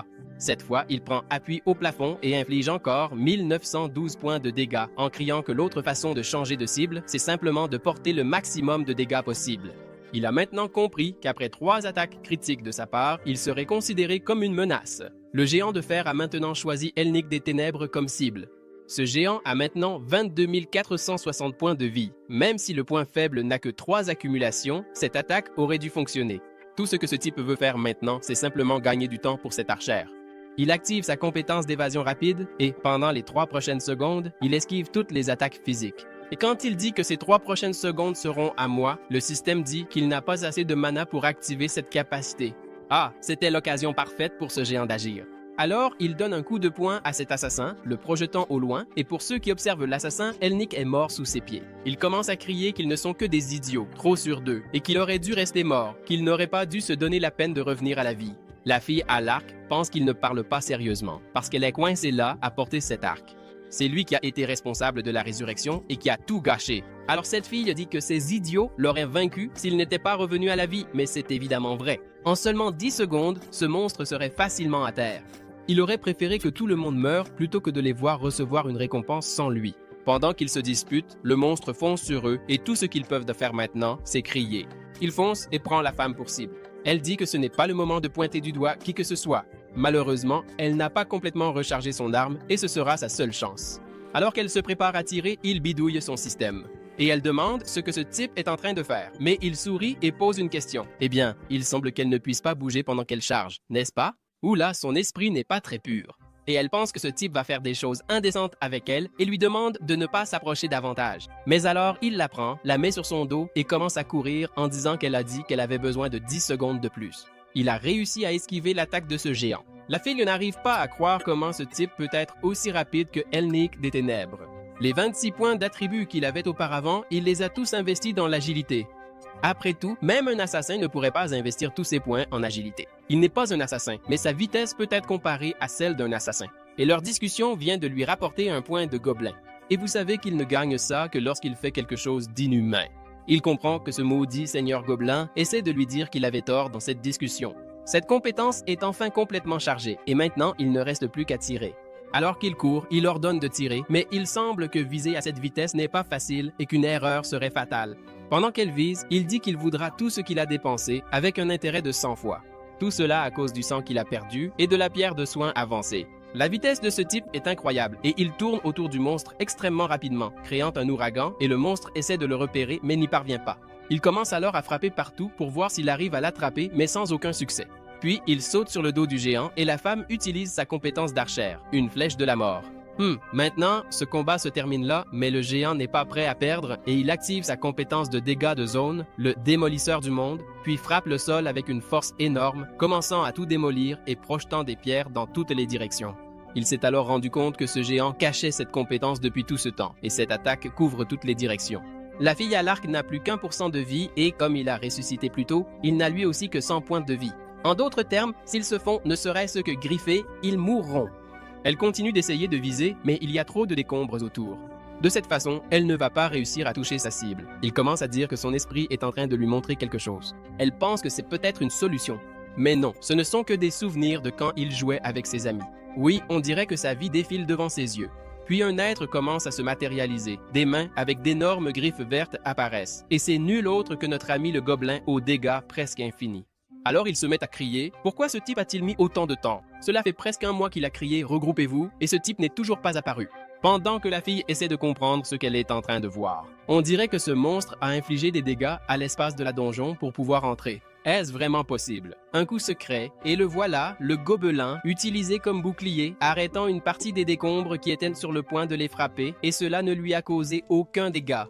Le monstre rugit, déterminé à les envoyer dans la tombe, tandis que lui, il reste là, tout sourire. Ah, quelles sont belles et bruyantes les dernières paroles d'un boss final de donjon, et il commence à sourire en disant que c'est maintenant. Avant, je ne comprenais pas pourquoi ce type souriait depuis que cette femme était montée sur lui. Maintenant, je me rends compte que c'est à cause de ses cuisses épaisses qui écrasent sa tête, sans aucun doute. Et l'heure du grand final est arrivée. La fille décoche sa flèche, infligeant 22 524 points de dégâts. Le choc de la puissance a été immense, mais elle a touché sa cible. Elle a frappé en plein dans la poitrine de la créature, la transperçant et ne laissant qu'un trou. Tout ce qui restait, c'était un corps sans vie, debout, mais qui est rapidement tombé. Et félicitations, vous avez vaincu le donjon caché, la chambre du géant de fer, mais elle n'arrive toujours pas à croire comment ils ont réussi à vaincre ce donjon. Et elle a même gagné un niveau, passant du 27 au 31. Il l'a déposé au sol et a sauté au loin, montant lui aussi de niveau, du 31 au 34. Et tout ce qu'il veut maintenant, c'est mettre la main sur la récompense immédiatement. Après avoir vaincu le boss, tous ceux qui ont participé au raid sont ressuscités. Oui, on dirait que tout le monde va bien, mais le tank sent encore le goût du sang dans sa bouche. Si le niveau de ce monstre avait été plus élevé, ils auraient été en grand danger, mais le malin ne va pas bien. Ah, ça lui arrive à chaque fois. Il suffit de lui donner une petite tape pour qu'il redevienne normal, comme ces vieilles télé à tube à la maison. Bon, maintenant que tout le monde va bien, ils peuvent expliquer ce qui s'est vraiment passé, mais le gars est là, en train de mettre la main sur ses récompenses, disant à tout le monde de ne pas s'approcher. Pourquoi ce type agit-il comme ça, tout d'un coup? La fille dit que, depuis qu'ils ont terminé la mission, il a pris un niveau. Pendant qu'il mettait la main sur cette récompense, un système disait qu'elle n'avait pas rempli la condition pour la classe cachée. Il semble que tout ce qu'elle a fait n'a pas été suffisant. Ils pensent que, tout comme ils ont rempli la condition d'avancement de classe en obtenant la faveur du gobelin, ils pourraient ne pas progresser à moins de remplir certaines conditions à l'intérieur de ce donjon caché. Une fois qu'ils auront rempli les conditions, ils pourront avancer sans avoir à vaincre le boss. Et, en plus, vaincre le boss après avoir obtenu la classe cachée semble être l'ordre le plus naturel des choses, mais il est vraiment curieux de savoir ce qu'est cette classe, même si cela ne sert à rien d'y penser maintenant, n'est-ce pas? Maintenant, tout ce qu'il a à faire, c'est récupérer la récompense qui a été laissée. Pendant qu'il faisait cela, les gens sont ressuscités. La fille commence à lui rappeler que les deux ont tué le monstre, mais tout le monde s'est battu ensemble et il est évident que la bonne chose à faire serait de partager les récompenses, mais qu'est-ce qu'il y a à partager ici? Cette femme folle pense que je vais partager ses récompenses? Va-t'en! Tout ça, c'est à moi. Il caresse sa récompense et commence à l'appeler mon précieux. C'est bien trop précieux pour être partagé. Maintenant, c'est devenu le Seigneur des Anneaux, c'est ça. Le gars lui dit de garder sa récompense car c'est déjà la deuxième fois qu'il aide aujourd'hui, mais le vieux s'approche et active sa compétence rusée en disant qu'il avait dit qu'il devait tuer ce type. Il commence à crier en voyant tout le monde se faire voir et dit qu'il savait que tout cela allait faire ça, qu'ils allaient le trahir 2 fois, mais que s'il voulait l'affronter, ce ne serait plus un problème maintenant. Tout ce qu'il y a là, ce sont 3 morceaux de fer tordus, un fer pur et un seul objet, le grand arc du géant de fer, mais il n'est même pas arché. Qu'est-ce qu'il va faire avec ces trucs-là? Il le sait aussi, alors il se dit qu'il ne peut pas vendre ces objets uniques et qu'il ne peut pas non plus les utiliser si c'est réservé à une classe spécifique, mais malgré tout, ce type veut quand même cet arc, parce qu'il pense que tout le monde en a un. L'assassin lui demande d'arrêter d'être aussi avide et de donner cet arc à la fille. Ah, il sourit en pensant qu'il va lui donner l'arc, mais en échange, il va vouloir quelque chose de très précieux aussi. Si vous voyez ce que je veux dire, c'est un type d'objet qui ne peut pas être échangé, c'est-à-dire qu'il n'a pas de prix et s'il revendique cet objet, ils n'auront pas d'autre choix que de l'acheter auprès de lui. Waouh, ce type est vraiment avide. La raison pour laquelle il a tenu jusque-là, c'était pour vendre cet objet. Il regarde le visage de ce type en train de sourire et remarque que son expression ressemble à celle de ce gobelin, tandis que notre petit monstre gobelin est là, en train de se cacher parce qu'ils font maintenant partie de la même équipe. Bon, problème résolu. La fille prend l'arc et il semble beaucoup trop lourd. Maintenant, elle possède le grand arc du géant de fer intouchable, réservé uniquement aux archers. Pendant que notre garçon remercie pour l'échange, l'assassin dit qu'il a un talent inné pour se faire détester. Mais où est-ce que ce type va aller après ça? Ah, mais ce n'est pas évident! Il va aller dans un endroit où il n'y a pas de gens forts comme eux. La guilde Everton décide de partir. Et même après tout ce que cette fille a enduré à cause de ce type, elle lui lance un sourire charmant en se retournant. Alors c'est fait! Ken Shuzu a terminé le raid du boss caché. Même s'il a perdu cet arc unique, il a gagné quelque chose de bien meilleur. Un objet consommable, les gants du voleur. Ils permettent de voler n'importe quoi, mais une seule fois. Il peut même les utiliser sur une personne qui a plus de niveau que lui. Malheureusement, elle ne peut pas être utilisée contre un autre joueur. Il ramasse une pierre de fer brute en pensant qu'il n'y a pas si longtemps, il n'était qu'un simple mineur et qu'il connaît tout sur le minerai, alors que ces idiots sont tellement concentrés sur l'objet unique qu'ils n'ont même pas remarqué la véritable valeur de cette chose. C'est tout ce dont il avait besoin, 3 fers cabossés et un fer pur. Ces types l'ont trahi 2 fois. Maintenant, ils vont voir. À Fiorendel, au bazar de Phoenix, un endroit où il y avait beaucoup de joueurs, tous très bien équipés et qui apparemment avaient beaucoup farmé. Ah, il peut sentir l'odeur de l'argent de loin dans cette ville, mais avant tout, il doit vraiment rembourser sa dette puis changer son équipement, car il est mort d'un seul coup en combattant ce monstre qui avait 9 niveaux de moins que lui. Mais il sait qu'il portait une armure pourrie qui ne nécessitait que le niveau 3 pour être utilisé et qui lui donnait un total de moins 1 en défense. Ah, il valait mieux la jeter. Imagine porter une armure qui te fait perdre de la défense. Pendant qu'il réfléchit, le gobelin commence à le tirer, mais il dit au gobelin de ne pas causer plus de problèmes. Eh bien, regarde ça. En parlant de problème, regarde la taille de ce chat. Un monstre énorme.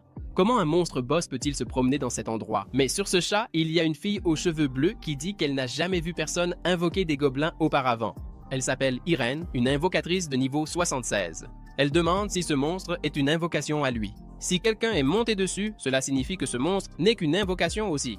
Elle lui dit de ne pas avoir peur parce que ce monstre est très docile et qu'il s'appelle Michel ou Michel. Mais en voyant la tête de ce chat, je pense qu'il devrait quand même avoir peur parce qu'il est en train de baver. Il sait que cette fille est très forte et il n'a même pas besoin de se battre contre elle pour le savoir. Ah, fais-lui confiance.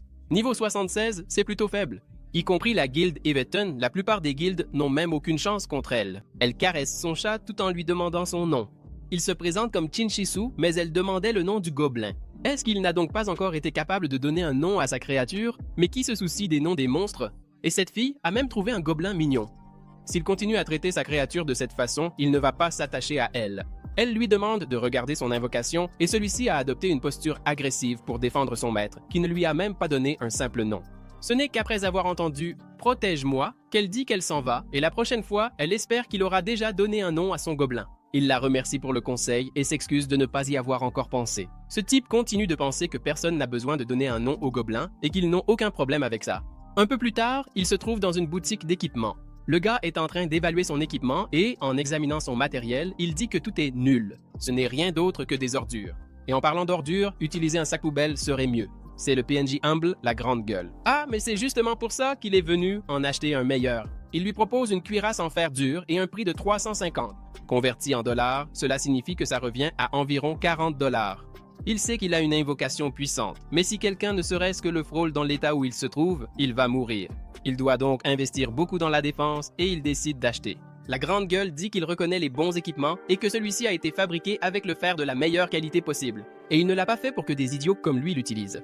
Waouh! Le nom correspond parfaitement à ce vendeur, grande gueule. Notre garçon enfile l'armure et se rend compte qu'il n'arrive pas à bouger. La grande gueule dit que, justement, des gens comme lui sont mieux immobiles. La force de notre garçon est de 4. L'armure semble beaucoup trop lourde pour lui, car il faut au moins 24 de force pour la porter. Et comme tout le monde le sait, il a tout misé sur l'agilité. Mais il a acheté avant d'essayer. Le type lui demande s'il veut la revendre. Il réévalue en disant qu'il va payer environ 30 alors qu'il venait tout juste de la vendre pour 350. Ah, il est en train de se faire arnaquer par un simple PNJ. Alors le PNJ grande gueule a une idée. Il lui demande d'attendre et commence à chercher son marteau. Sans le marteau, il ne peut rien forger. Mais cette table-là est remplie de marteaux de toute taille et de tout poids aussi. Il prend un marteau en main et dit que son marteau est dans le donjon canal souterrain qui se trouve à l'entrée du village et il lui demande d'aller le chercher et de le lui rapporter. Eh bien, cela déclenche une quête. Le problème de Humble, trouver le marteau forgé par Humble. Récompense, permet de traiter des matériaux pour fabriquer une armure. Oui, donc, en effet, c'est une quête. C'est pour cette raison que les objets et matériaux du boss caché étaient si chers. Maintenant, tout a du sens pour lui. S'il parvient à traiter ces objets, il pourra obtenir de nouveaux objets extraordinaires. Ce type veut dire que son marteau se trouve dans le canal souterrain, n'est-ce pas? Et il a décidé d'accepter cette quête. Contrairement aux autres fois, cette fois-ci, il n'a pas à se soucier de quelqu'un d'autre dans le groupe. En d'autres termes, il va accomplir cette mission très rapidement, probablement en moins d'une demi-heure. Alors qu'il réfléchit, il entend un cri. Le bouche sale lui crie de prendre le marteau tout de suite et que si la mission échoue, il va mourir. Eh bien, je crois qu'il n'ira pas tout seul finalement. Une mission où sa propre vie est en jeu, confiée à un gars qui ne peut même pas porter une armure, il va y aller avec lui sans aucun doute. C'est tout ce qu'il y a dans cette œuvre. J'ai vraiment cherché partout pour essayer de trouver la suite, mais je n'ai rien trouvé. J'espère que ça vous a plu. Moi, j'ai beaucoup aimé et j'ai envie de voir d'autres chapitres. N'oubliez pas de vous abonner à la chaîne. Merci d'avoir regardé et profitez de la prochaine vidéo. Un système a révélé l'état de la recherche. Il y a quelque chose d'étrange dans l'air. Mec, Jumply avait l'air vraiment énervé. Si ce crétin mourait, la mission était fichue. Et sans même réfléchir, notre héros s'est retrouvé perturbé, se demandant ce qui se passait avec cette poursuite. Au fond de lui, il était dans une impasse. Mourir serait une catastrophe. Et il devait encore traîner ce boulet de niveau 13. La mission ne fait que se compliquer. Et ce truc-là était inattendu. Soudain, le gars s'est mis à crier, demandant ce que le protagoniste regardait. Il ne pouvait plus tergiverser. Pas de soucis inutiles. Laisse-moi régler mes problèmes. Le pauvre a immédiatement froncé les sourcils, se demandant comment il s'était retrouvé là, dedans. Réfléchis comment j'allais faire ça.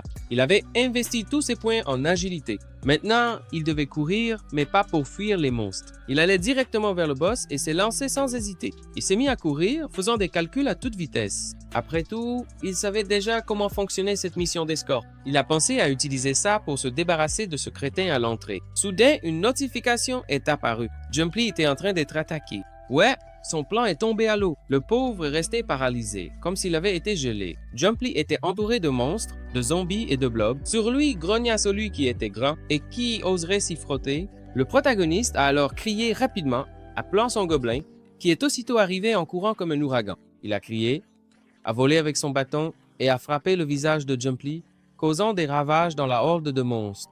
Et tous ces monstres ont été rapidement détruits. Le gobelin a laissé échapper un petit rire sinistre, tandis qu'on voyait des restes de monstres éparpillés sur le sol. Jumply, tout fier, a dit « Comme prévu, hein? Rien ne peut l'arrêter. » Mais Kinshushu a dit que quelque chose s'approchait. Oui, ils vont vraiment être en danger. Il s'est retourné avec un regard du genre « Mince, maintenant on est en danger. » Alors il a sorti son marteau et s'était lancé. Kinshushu était super frustré. Il voulait en finir avec ce type. Quelle plaie, quelle colère! Il courait sans la moindre prudence. Il a alors analysé ses options. Et peu est que la meilleure serait de laisser le gobelin s'en occuper et ainsi aller directement vers le chef. Oui, c'était vraiment une bonne idée. S'éloigner du gobelin et de tous les monstres sur le chemin. Y avait-il vraiment que ce chemin-là? Il a alors appelé rapidement son gobelin pour changer les plans. Maintenant, ils vont affronter toute la horde de monstres de front. Il suffit d'avancer. C'est alors qu'il est tombé sur des hordes de rats, des monstres qui bloquaient le passage. Ces rats avaient osé voler le marteau de Jumply au bazar. Ils allaient maintenant voir ce qu'il en coûtait. Kinshusu devait tous les anéantir. Alors il a poussé un cri en annonçant qu'il allait maintenant montrer sa technique secrète. Le Gobelin 4 20-10, 9 s'est jeté dans la mêlée. Il massacrait les rats avec une force dévastatrice. Jumply abattait son marteau de toutes ses forces et en devenait presque étourdi à force d'efforts, hurlant comme un fou. Cela faisait des siècles qu'il ne s'était pas donné à fond ainsi. Pendant qu'on observait le gobelin, il a traversé le raid avec ce coup. Le pauvre a crié que c'était génial, mais que ça prendrait plus de temps qu'il ne le pensait. Eh bien, mais ce plan est bien plus sûr. Ce vieux filou n'allait pas mourir si facilement. En voyant Kinshusu se moquer de lui, il s'est tout de suite vengé en le taquinant. Il a répondu qu'il ne plaisantait pas, même avant d'être forgeron. Jumply était un guerrier très respecté, un PNJ filou, niveau 13, qui possédait la compétence Creep, capable de secouer les monstres lorsqu'il l'activait. Jumply a crié sur les rats dégoûtants, ce qui a tout secoué autour, et il disait que son rugissement pouvait même réveiller des âmes anciennes. Alors devant lui sont apparus plusieurs squelettes ainsi qu'un roi squelette de niveau 35 et de nombreux autres squelettes de niveau 30 et 1 à 33. Et ils étaient déjà prêts pour le combat. Et là, il a obtenu ce qu'il voulait. Maintenant, il avait réveillé tous les monstres qui se trouvaient à cet endroit. Ils auraient pu en finir très vite, mais cet idiot a réveillé tout le monde. À présent, il ne lui restait plus qu'à régler ça le plus rapidement possible. Notre protagoniste était très en colère contre lui. C'était la dernière fois qu'il acceptait toutes ces idioties. Le gobelin a fait tourner une pierre sur son doigt, puis a écrasé la pierre en criant « Kouya » et l'a lancée en direction de l'ennemi. Si tu refais ça, quelqu'un va se blesser. 3 heures plus tard, c'était une toute autre histoire. Kinshusu était complètement désemparé. Le vieux ne savait que tout gâcher. Affronter ce vieux, c'était comme se lancer dans une mission dans un donjon caché. Un système annonçait que Jumply était encore en vie. Kinshusu, invocateur de gobelins niveau 34, augmenté au niveau 37. Et soudain, Shuzu s'est adossé au mur et a entendu un bruit. C'est quoi ce bruit? Jumply s'est mis à crier tout de suite pour qu'il dégage de là, que c'était un piège. Puis, soudain, un éclair a tout illuminé. 3 flèches ont été tirées. Shuzu, terrifié, s'est accroché au gobelin. Par chance, le gobelin a bloqué les flèches. Joudu a appuyé sur la gâchette qui activait le piège et la réaction a été instantanée. Jumply avait marché sur un mécanisme. Une flèche a touché sa poitrine et sa santé a chuté drastiquement. Jumply, désormais rempli d'injures, s'est mis à insulter tous les sbires de ce squelette de niveau 33. Alors, la veine sur le front de Killson a immédiatement commencé à palpiter. Le système a signalé que Jumply était empoisonné. Sa santé est passée de 180 à 20. Ensuite, elle est tombée à 0 et Jumply est mort. Malheureusement, la scène coupe vers l'acte suivant. Killson est mort comme un fou, hurlant qu'il allait se venger. Il allait tuer à nouveau le monstre au marteau. Même si Jumply était déjà au pied du rocher, ses cris attirèrent l'attention. Il observait tout d'en haut. « Je t'ai enfin trouvé, Kinshusu. » Il s'est arrêté à la forge, appelant Rumple. Rumple, un peu effrayé, a demandé ce qui se passait avec son équipe. En voyant Shuzu, Kabu a émis quelques bruits. « C'est quoi ce truc pourri? » Shuzu a souri, comme pour dire « Non, ce sont tes derniers mots. » Jumply a répondu qu'il était solide, remerciant pour son marteau. Castle est resté sous le choc. Après tout, c'est une bonne chose. Puis, la fenêtre pop-up du système a indiqué que la mission était un succès total. Rumply s'est mis à crier qu'il avait obtenu son marteau et aussi plein de matériaux pour fabriquer de nouveaux équipements. Castle a dit que le marteau était enfin arrivé. Jumply était tellement heureux qu'il plaisantait, mais il n'a pas remarqué quand les zombies sont apparus. Shuzu s'est senti offensé par la question de ce type. Jumply, le grossier, a tout de suite haussé le ton, tout en disant qu'il devait lui raconter un truc. Et il ne vaut rien, tu comprends? Le grossier s'est alors tourné vers la forge en feu, attisant les flammes, et a commencé à dire n'importe quoi. La qualité de l'équipement dépend de la sueur du forgeron. Il frappait de toutes ses forces sur l'acier en fusion, l'air renfrogné. Les meilleurs matériaux renaissent entre les mains des véritables meilleurs forgerons. Aïe! Aïe! Il a poussé un soupir de satisfaction et disait que c'était du pur luxe. Kichuzu observait, disant qu'il n'y avait pas une goutte de sueur là-dedans. On dirait que son expérience a été un échec total. Le grossier s'est plaint que c'est pour ça que c'est comme ça, mais qui a équipé et est resté choqué. C'était vrai, faite à partir de matériaux extrêmement rares cachés dans les grottes du chef secret. C'était la première armure rare. Tout le monde est devenu fou. Le système de Taliu. L'armure en acier bleu de niveau 36. Résistance 24. Elle est capable de déclencher un effondrement lorsqu'elle subit des dégâts. Rample est devenu sérieux, sans rien demander cette fois, tout en disant à notre héros de ne pas trop le remercier. Après tout, c'est déprimant. Il allait de toute façon faire ça quoi qu'il arrive. Le système s'est alors activé immédiatement, mode PK activé. Shuzu a ressenti une intention meurtrière instinctivement. Il a esquivé une attaque dans le dos et a crié « Pourquoi tu m'attaques ?» Le gars a été surpris qu'il ait réussi à esquiver cette attaque. C'est vrai, tu as failli la tuer. Il a amélioré ses compétences, mon frère, mais c'était tout. Il s'en souvenait bien. Carson a immédiatement crié « De quoi parle-t-on? Qui est-elle » Ju fit une grimace en faisant semblant de ne pas comprendre. La dernière personne avec qui il a fait équipe était Kin Shuzu, et tu agis comme si tu ne connaissais pas Katarine. Morty a lancé un autre coup de poing et Kane a continué à lutter. Si c'est. Katarine était paniquée. Il y avait un mage de ce nom dans les mines. Attends, elle n'arrivait pas à y croire. C'était la victime qui l'avait trahi. Cette vipère, c'est elle qui s'est moquée de lui. Merde! Et elle vit tranquillement, agissant comme si son esprit était en pleine tourmente. Mais il semble que le traumatisme soit réel. Il savait qu'il avait été dur.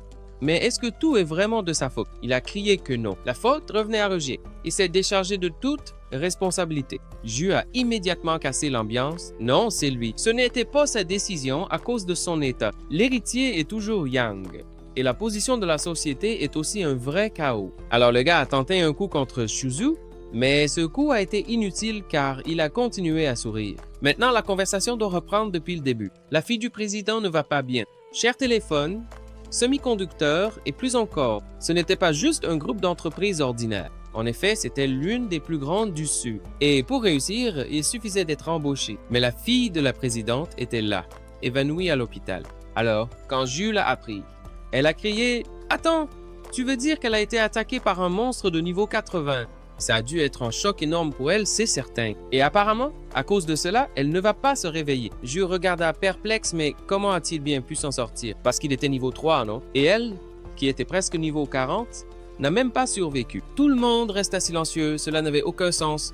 Et les mots frappèrent rapidement Shuzu. Il se mit à bégayer en disant qu'il avait changé de classe par pur hasard. Mais elle savait que celle qui aurait dû obtenir cette classe, c'était elle. Au fond, Shuzu prit une inspiration et dit que c'était une blague. Les meilleurs médecins travaillaient 24 heures sur 24, et malgré cela, c'était le résultat.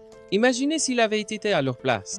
Une longue attente au service public de santé n'aurait rien changé. Ju continuait de le regarder avec méfiance. Le joueur de niveau 3 est passé à une classe cachée et s'en est sorti vivant. D'après ce qu'elle a entendu, les classes cachées ne sont pas un tour d'invincibilité. Notre garçon s'est gratté la tête et a changé de sujet, demandant quelles étaient les chances qu'elle se réveille. Et il semble que les chances soient très faibles. Jules lança un regard sérieux en disant qu'elle était encore en vie, juste inconsciente. Les médecins ont tout fait ce qu'ils pouvaient. Mais la réponse était toujours la même. Personne ne sait pourquoi elle ne se réveille pas et ils n'ont plus rien à faire. Shuzu, donc, en gros, la seule chose à faire, c'est d'attendre qu'elle revienne. Une idée un peu folle lui est alors venue à l'esprit, mais il a décidé de la partager. Peut-être qu'il pourrait utiliser la même chose qui a causé sa condition pour essayer de l'aider. Tout le monde est devenu curieux. Il a commencé à expliquer qu'il avait une fois lu dans un article étranger l'histoire de quelqu'un qui avait eu un effondrement, quelqu'un qui avait été déconnecté de force d'un jeu de réalité virtuelle et qui avait perdu connaissance dans le monde réel.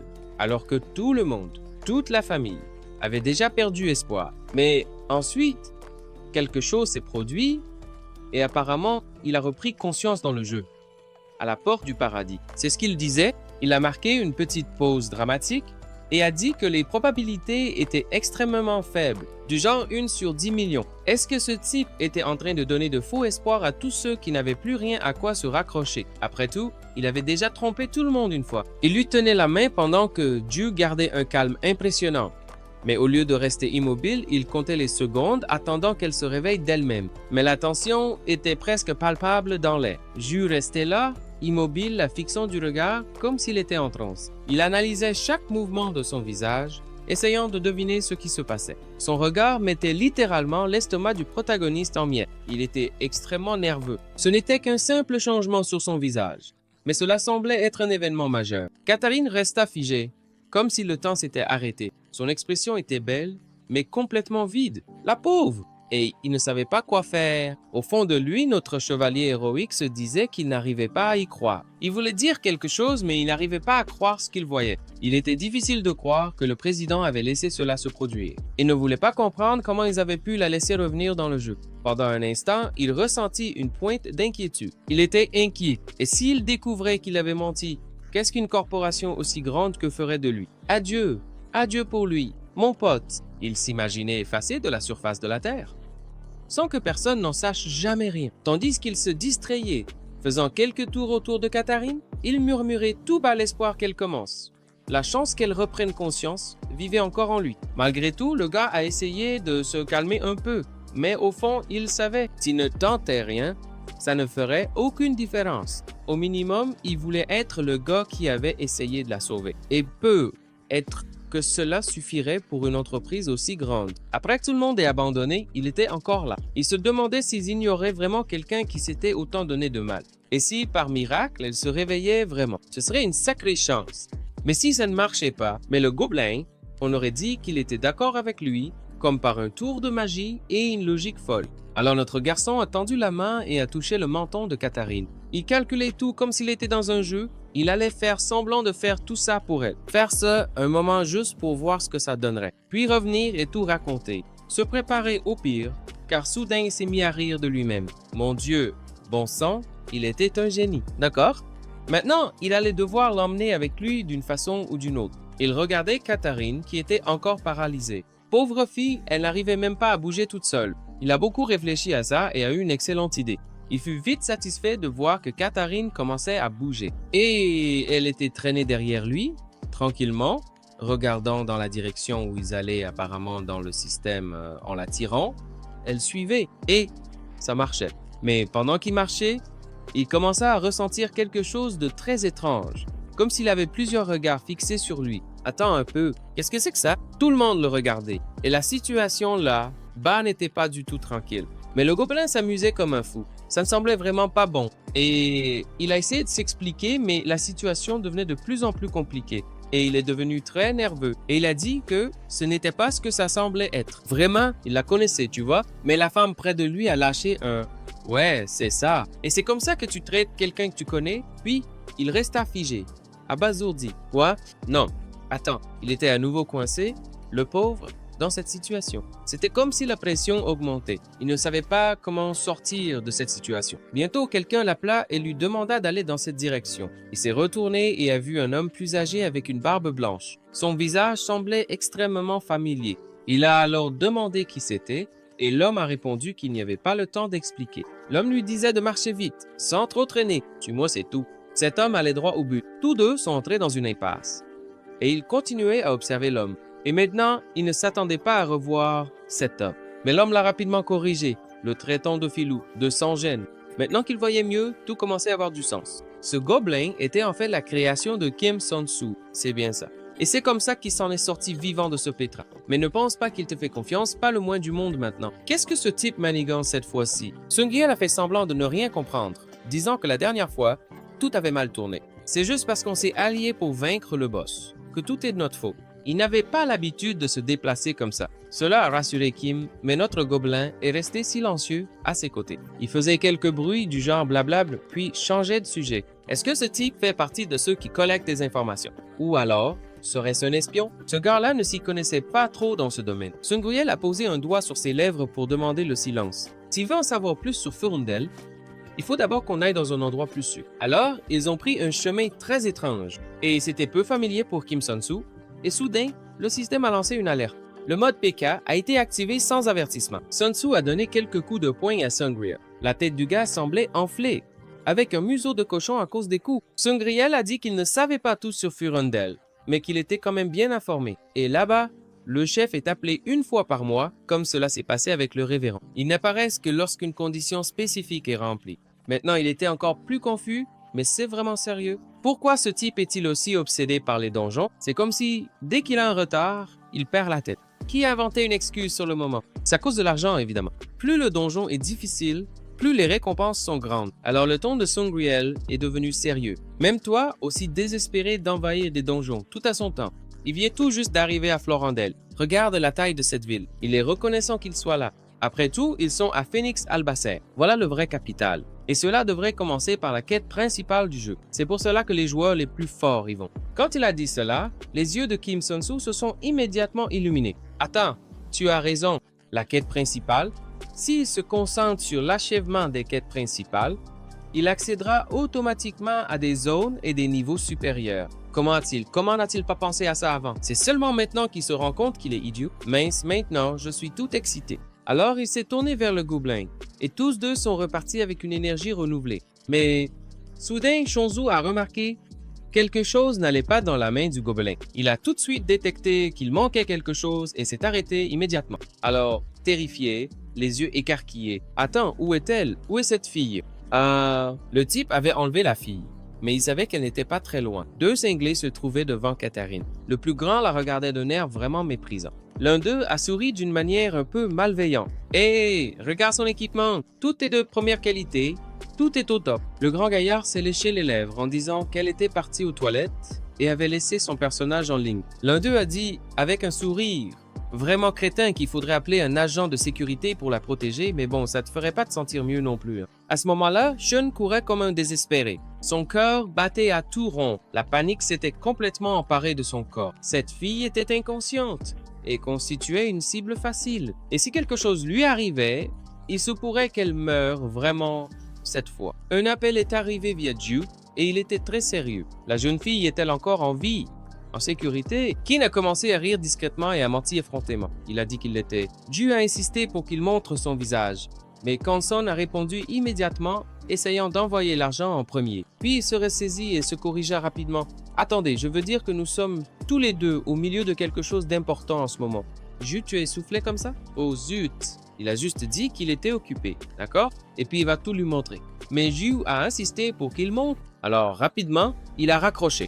Shun est resté à regarder le message de déconnexion, un peu perdu, mais il murmurait doucement. « Laisse tomber. » Son air calme montrait déjà qu'il ne croyait pas qu'il s'était passé quelque chose de grave. Il a baissé la tête tout doucement et a dit qu'il était désolé pour la confusion. C'était le président. L'homme à côté était Ryumudorion, un chevalier de niveau 76, mais dans la vraie vie, c'était Hajimun, le président de la société Samyum. Timon a regardé Gilles. « Tu sais qui est Catherine? En réalité, c'est l'héritière de Samyum. Tu penses vraiment que quelqu'un comme lui pourrait faire quoi que ce soit contre elle? » Ju fronça profondément les sourcils. « Alors, pourquoi donc confier un gars comme ça? S'il y a une seule chance que quelqu'un puisse réellement aider, alors il faut la saisir. Pour le jeu, ne serait-il pas logique de l'avoir sous notre protection? » Rion laissa échapper un soupir. « Oh, oh. » Jum, très fatigué, a dit que tout le monde savait que c'était inutile. Même si les chances qu'elle meure sont faibles, qu'est-ce qui changerait? Elle est née dans la famille Semyun. Toute sa vie a déjà été décidée. La seule chose qu'elle a choisie elle-même, c'était d'entrer par la porte du ciel et ce monde s'est arrêté. Sa voix devint douce. C'était sa fuite, le seul endroit où elle pouvait être libre. Alors, si jamais cela arrivait, ne vaudrait-il pas mieux que sa dernière vision soit ce monde?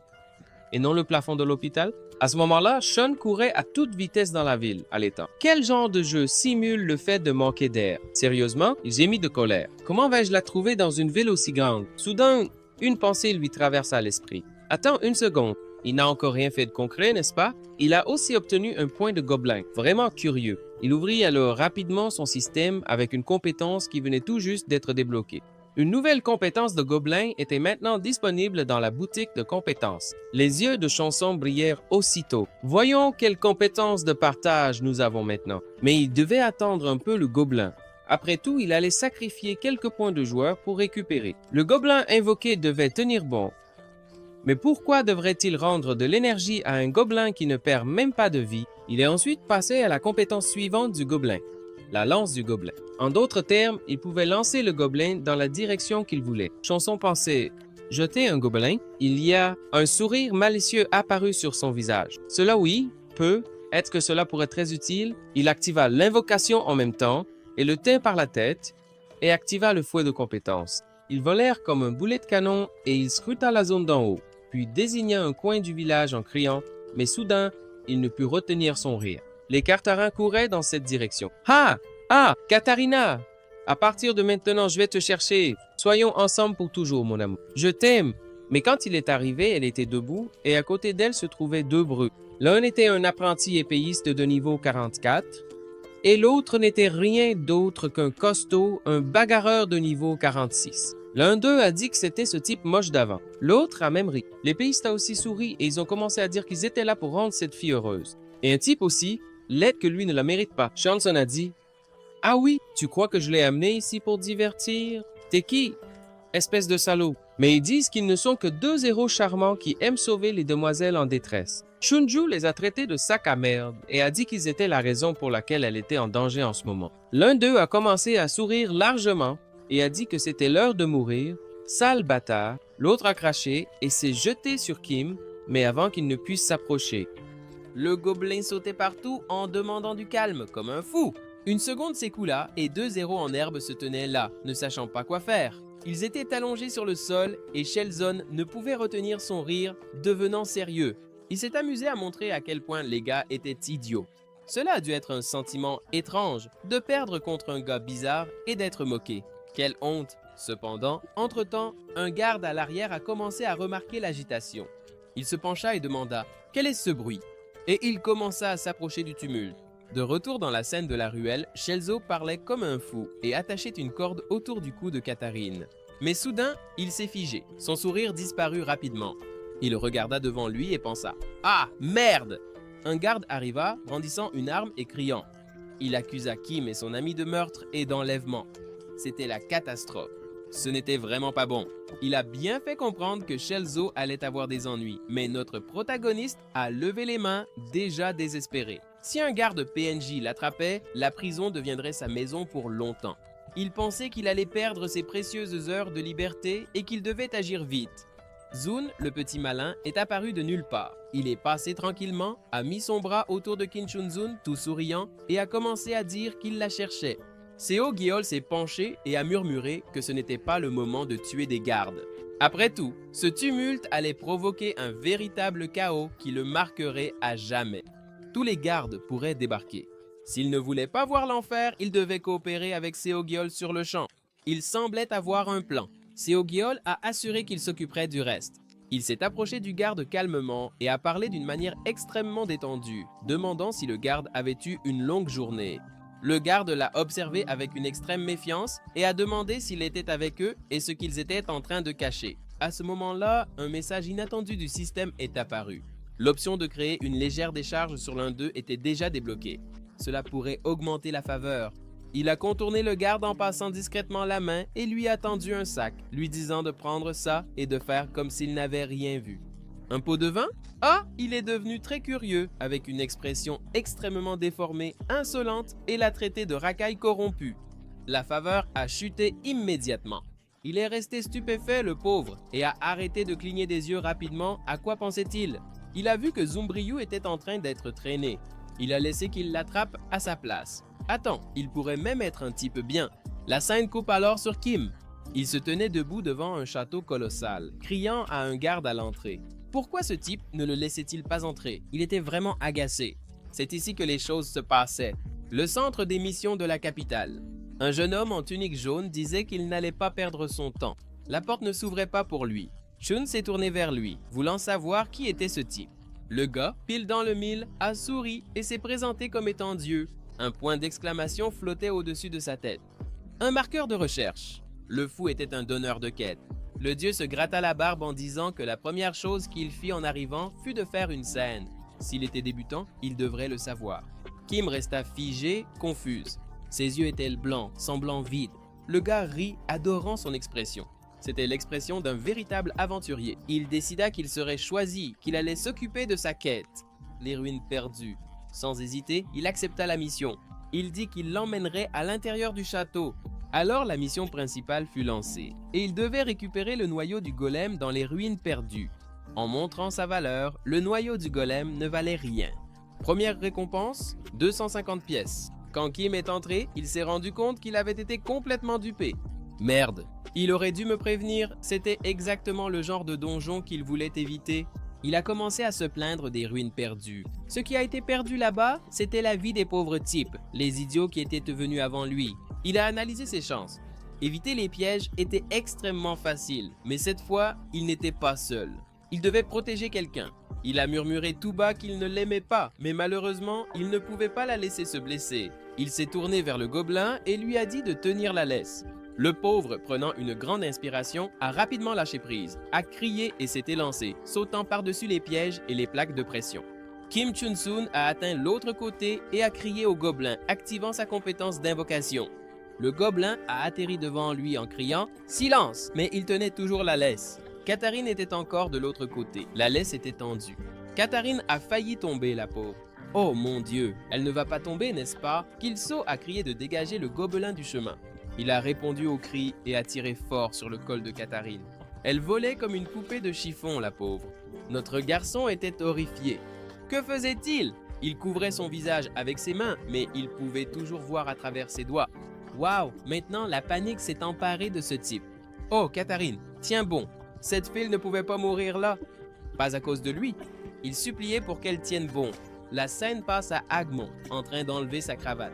Il a saisi une matraque et a commencé à crier qu'il était retardé à cause de ses amis. Les amis de son âge sont éphémères.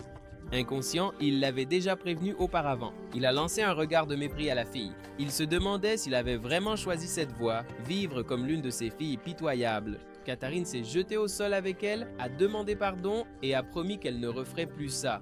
Elle suppliait qu'on l'aide à sortir. Annie semblait paralysée, impuissante, la mère de Catherine. Elle était paniquée, criant après sa mère.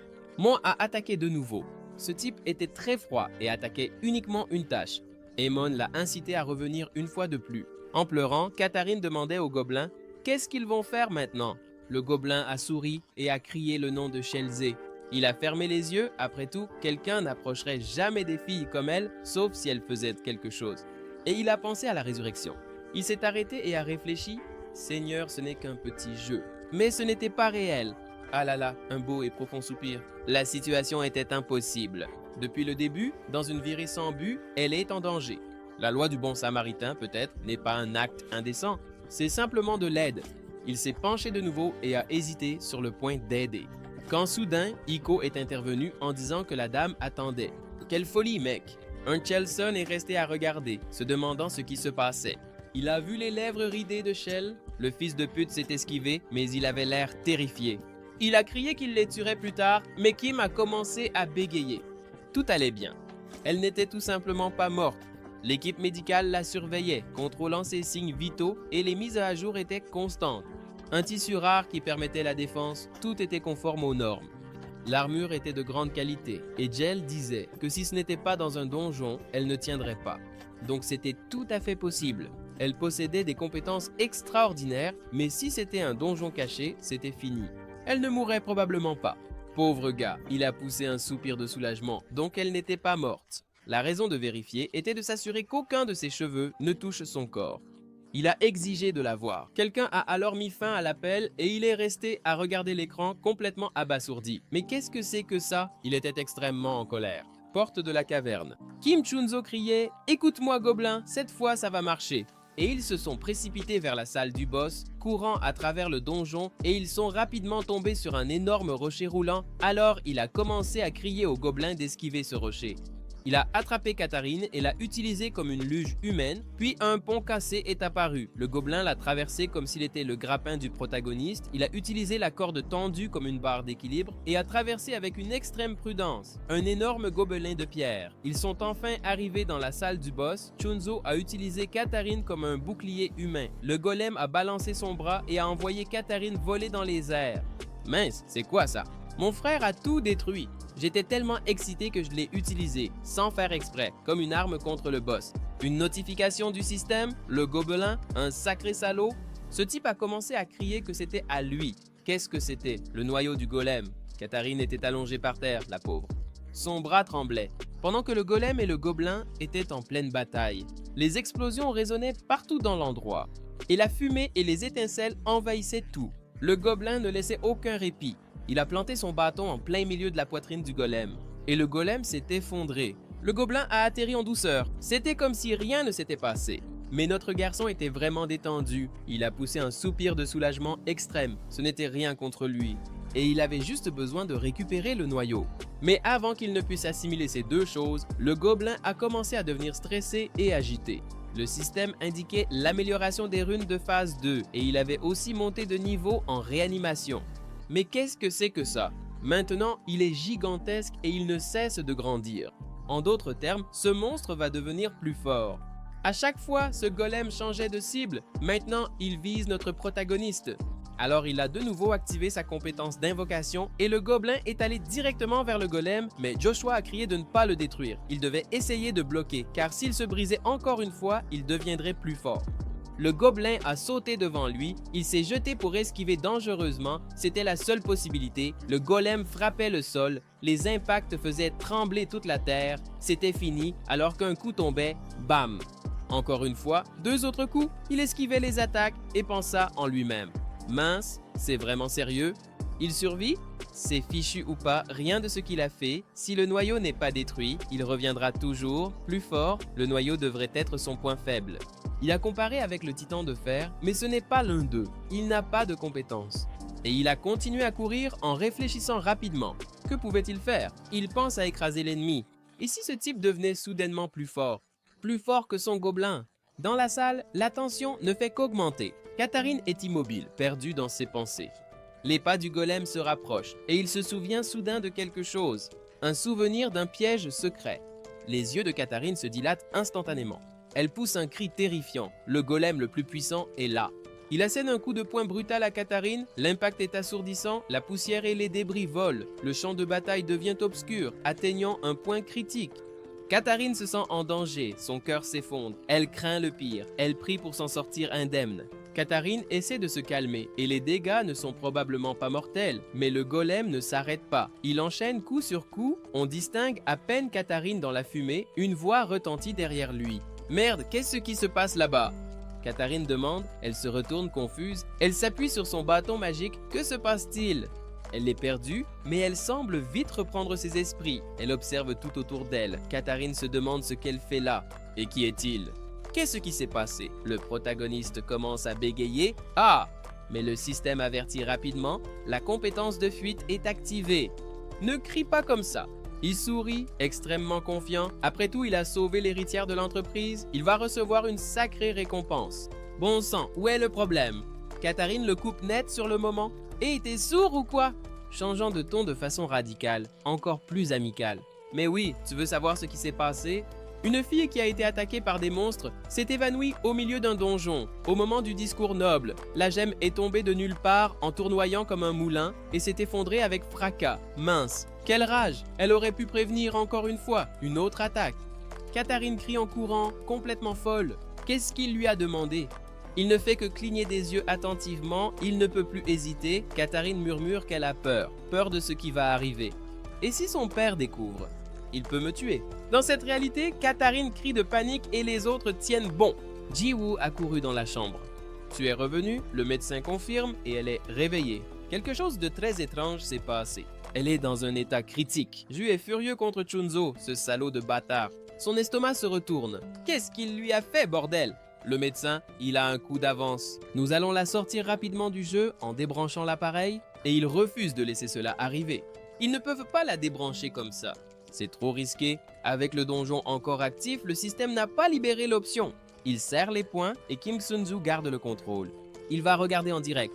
Dans le système, le golem de la ruine utilise la compétence missile de pierre et lance ses 2 mains en direction de Catharine. Et elle, de son côté, commence à courir. Mais lorsqu'elle regarde derrière elle, ses 2 mains de pierre sont sur le point de frapper sa tête et elle se met à crier. Soudain, le gobelin se met devant et frappe ses 2 missiles, les brisant en plein vol. Notre protagoniste lui demande ce qu'elle pense faire. Après tout, elle n'arrivera jamais à fuir ce monstre à cette vitesse. Pauvre fille, elle est là, effondrée au sol. Il lui demande si elle va bien, mais tout ce qu'elle répond, c'est qu'elle a peur, qu'elle a très peur. Elle a peur et continue de répéter qu'elle a peur en pleurant, la pauvre. Il s'approche, essayant de comprendre ce qui ne va pas avec cette fille. Il y a quelque chose qui cloche. Les choses vont devenir un peu plus compliquées. Pendant ce temps, notre gobelin continue de rire. Il s'approche d'elle par derrière et lève sa massue, pensant qu'il va simplement assommer cette fille. Après tout, dans cet état, elle n'est qu'un poids mort. Catharine balbutie en larmes. « Pauvre de moi, s'il te plaît, sauve-moi !» Et Kim Sun-Joo, effrayé, regarde pendant que « Écoute, aide-moi, je suis perdu. Je ne sais pas comment m'en sortir et je promets de payer. » Elle promet de payer plus que son père. L'expression de Kim change complètement.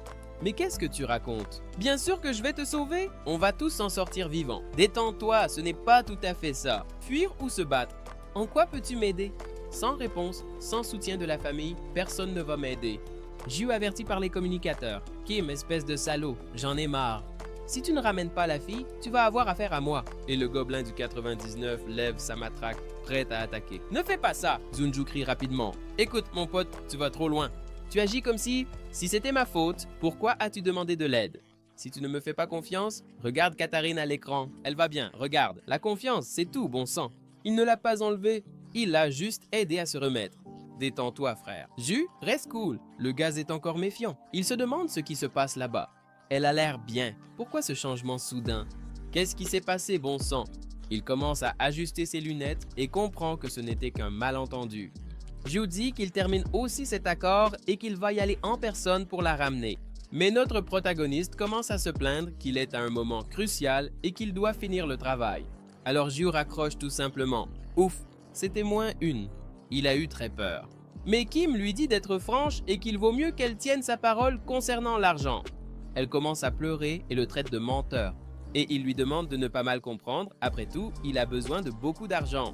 Et si elle ne paie pas, il va simplement leur dire qu'elle s'est réveillée et réclamer la récompense dont il a besoin. Pendant qu'ils discutent, elle pleure et le gobelin continue de frapper le golem derrière eux. Elle lui dit que, même si elle doit vendre tout son équipement, elle paiera. Mais il pense qu'elle plaisante, car même si elle vendait tout, elle ne serait pas capable d'obtenir une telle somme d'argent. Et il veut 100 millions. Alors il tape dans ses mains et dit au gobelin qu'il est temps de travailler. Le gobelin sourit, tandis que le golem est déjà au niveau 170, avec maintenant 4 bras. Il a prévenu que le golem aurait dû arrêter de frapper ce monstre. Ah, tout ça, c'est la faute de ce gobelin. Eh bien, les deux ont commencé à courir, tandis que le golem détruisait tout sur son passage. Si un seul coup touche Kim, tout sera fini. Mais, soudain, une magie d'explosion de glace le frappe, le pétrifiant sur le coup. Il regarde en arrière, se demandant pourquoi ce golem a arrêté de bouger. Ont-ils réussi? Mais non, c'est la fille qui l'a eu. Elle a utilisé l'effet de statue gel. C'est un pouvoir qui peut geler des cibles. La durée diminue contre les ennemis de niveau supérieur. En d'autres termes, elle ne pourra pas retenir ce monstre très longtemps. Elle leur crie de courir pendant que le monstre est gelé. Après tout, bientôt il sera libre. Mais à peine avait-elle parlé que le golem a explosé toute la glace qui le pétrifiait, et ils se sont mis à courir à toute vitesse jusqu'à la porte de sortie. Pendant qu'ils couraient, la corde qui l'attachait s'est coincée dans l'une des roches et elle a été tirée en arrière et projetée.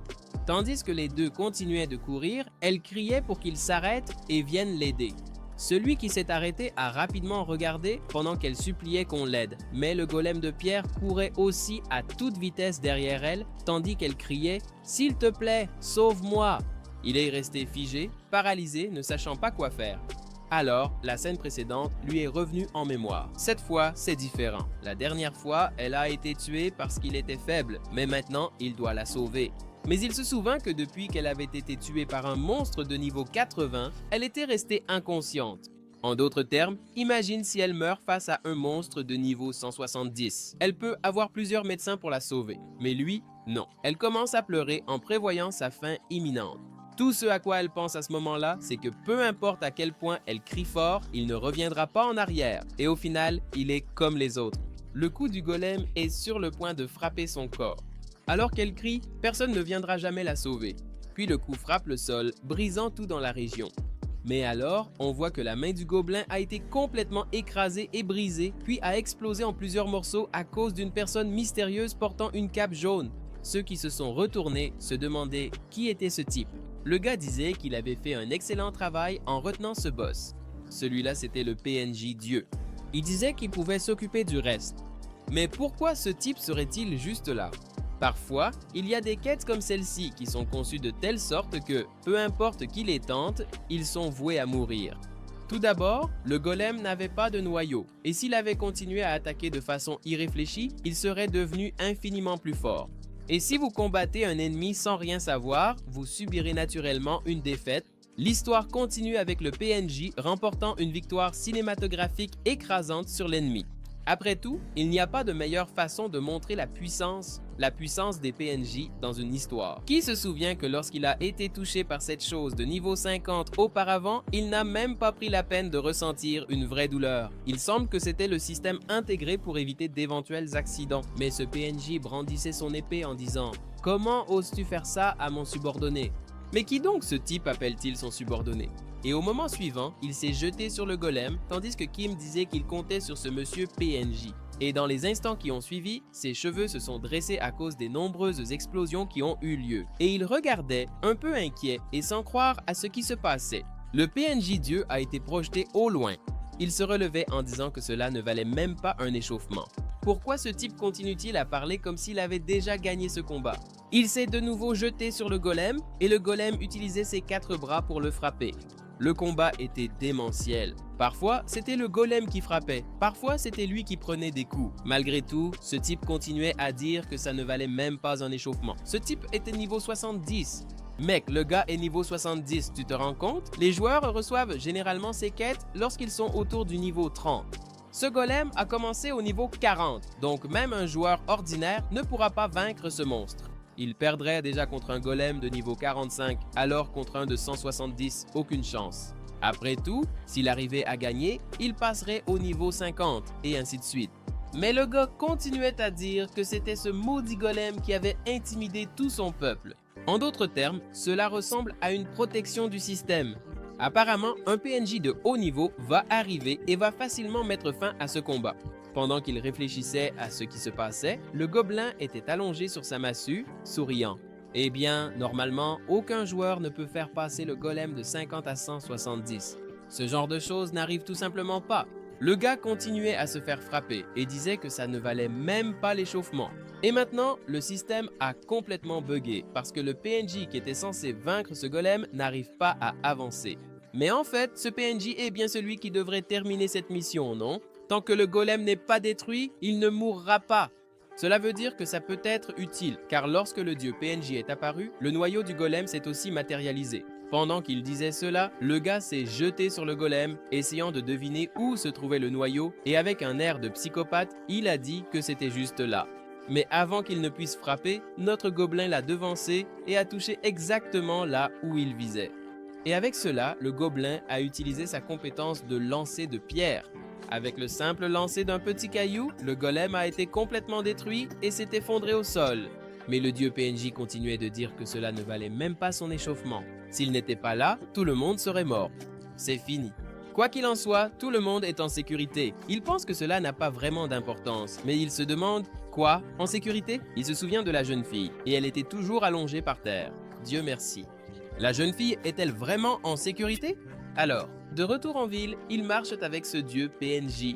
Kim est extrêmement embarrassé, car il n'a pas pu protéger cette fille une fois de plus.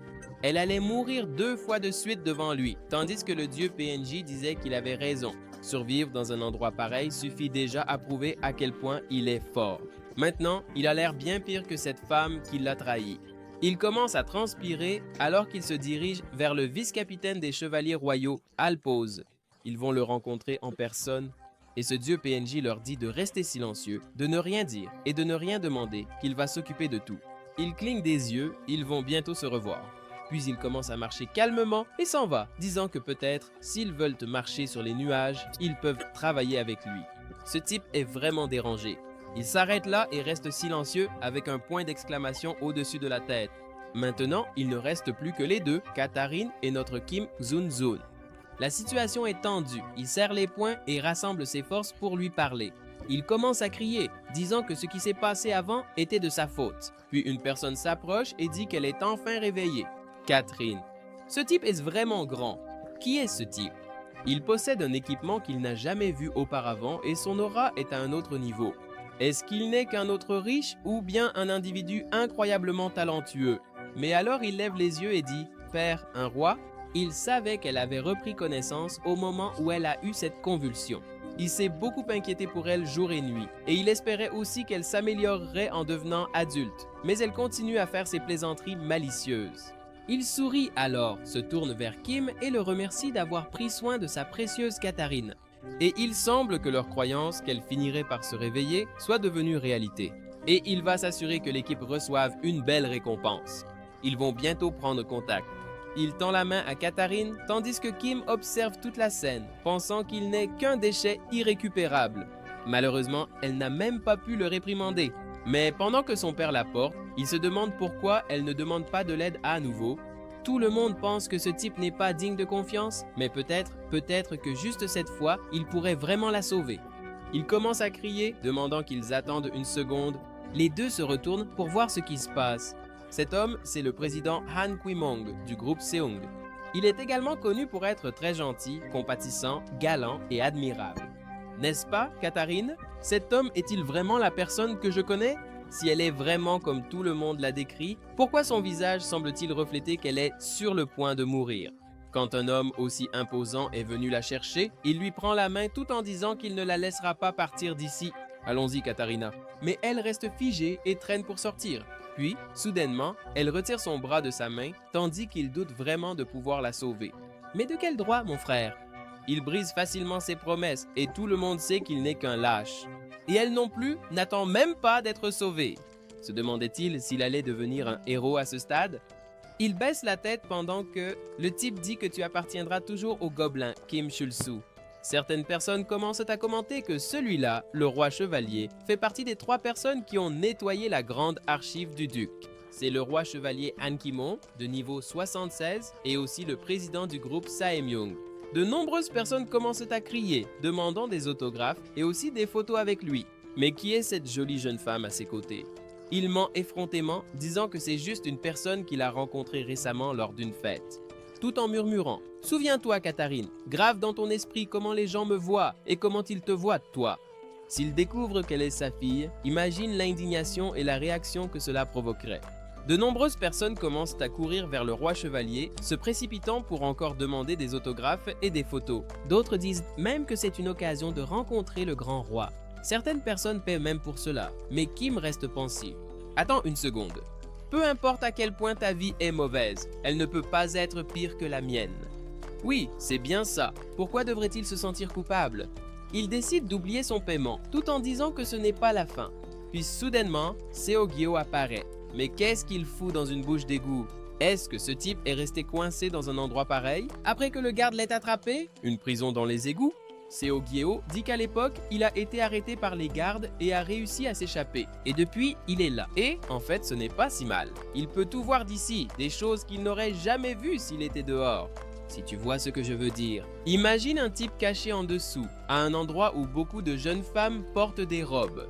Il parle de matière en douce. Il commence à dire que la femme qui était avec le président Kim, il a dit qu'elle n'était qu'un membre du groupe, mais elle avait l'air sérieusement blessée comparée à lui. Kim fait l'innocent et dit « Quoi? Blessée? Je ne vois pas de quoi tu parles. Peut-être qu'elle s'est blessée en combattant des monstres. » Il continue en disant que la douleur est transmise par des signaux du cerveau. En d'autres termes, leur corps ne ressentent que la douleur, mais ils n'ont ni bleu ni enflure. Il a très bien dit qu'il voyait des choses là-bas qu'il ne pourrait pas voir s'il était à l'extérieur. Son corps portait des marques de violence physique. Waouh, ça a été un choc pour Kim. Alors il a couru là-bas en criant à tout le monde d'attendre une seconde et a commencé à traiter le roi de déchets. Comment ce monsieur ose-t-il kidnapper quelqu'un en plein jour devant tout le monde? Tu n'as donc aucune honte? Le type sourit en disant qu'il ne sait absolument pas de quoi il parle. Et s'il vous plaît, évitez de dire ce genre de choses pour éviter tout malentendu. Ce type pense que, parce qu'il est président d'une grande organisation d'entreprise, il n'a pas à respecter la loi. Il commence à crier que cette femme est sa petite amie. Et en plus, ils sont déjà ensemble. Bon, cette partie-là, je n'ai pas compris. Tout ce qu'il a dit, c'est que ça fait longtemps, mais elle a été sous le choc après qu'il ait dit ça. Est-ce que c'est vrai? Si c'est le cas, c'est un énorme scandale. Le type dit qu'il n'y a aucune preuve. Après tout, les grandes entreprises sont calomniées par de fausses informations tout le temps. Mais le type continue de sourire et dit qu'il a confondu cette fille avec quelqu'un d'autre, tout en disant qu'il est très pressé. Alors Kim commence à dire « Si cette femme n'est pas sa petite amie, alors qui est-elle pour vous ?» Et il fait la fête tout seul avec une femme vêtue de manière aussi provocante, ce vieux pervers. Pourquoi une jeune fille marche-t-elle avec un vieux comme ça? Ça semble louche. En quoi cela est-il différent de la tromperie? Il pensait que ce type serait quelqu'un de bien? Le vieux continue de sourire en disant que cela ne vaut même pas la peine de répondre. Allons-y maintenant. Soudain, quelqu'un pose le pied fermement, essoufflé, en disant que les deux sont ensemble. C'est Patrick Seogyo, le majordome du groupe Saemyoung. En apprenant que c'était Madame Katharine, la candidate héritière du groupe Saemyoung, qui s'était réveillée, il s'est précipité là-bas. Il s'est agenouillé, a pris sa main, tout en disant qu'il aimait servir le groupe Saemyoung. Mais Katharine ne comprenait rien à ce qui se passait. Mais ces paroles ont amené la foule à penser qu'il s'agissait bien de Katharine, la fille du président Han Ki-moon. C'est une grande nouvelle.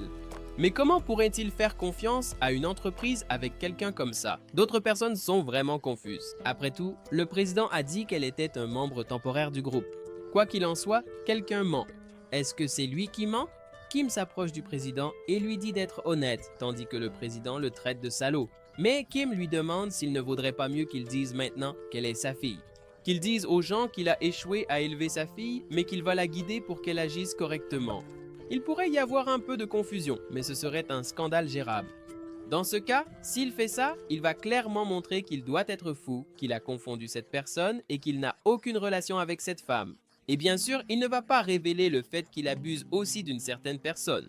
Le président, dégoûté, lui a demandé de peser ses mots. Après tout, les paroles d'un chien errant ne valent rien face à celles d'un roi. Comment ose-t-il prononcer de telles paroles? Il tape du pied avec assurance et commence à crier, disant à tout le monde de ne pas se laisser influencer par lui. Ne croyez pas un seul mot de ce que ce type raconte. Il se rend compte que ce gars possède une compétence extrêmement élevée. Quel genre de compétence fait que ces paroles résonnent comme des aiguilles plantées dans la tête? Tout le monde est sous le choc. Même ce majordome autoproclamé du groupe et même cette femme qu'il vient tout juste de rencontrer aujourd'hui. Ils complotent tous pour le faire chanter. Et c'est l'histoire du roi. Lui, Han Ki-moon, ne ferait jamais quelque chose d'une telle ampleur. Après tout, il est le groupe Saemyoung. Il dégaine alors son épée en déclarant qu'il va exécuter les trois ici même, activant le mode PK. De cette façon, il va prouver qu'aucun d'eux n'a le moindre lien entre eux. Mais alors qu'il s'apprête à attaquer, quelqu'un de très petit, avec des bras verts et un casque, frappe son épée.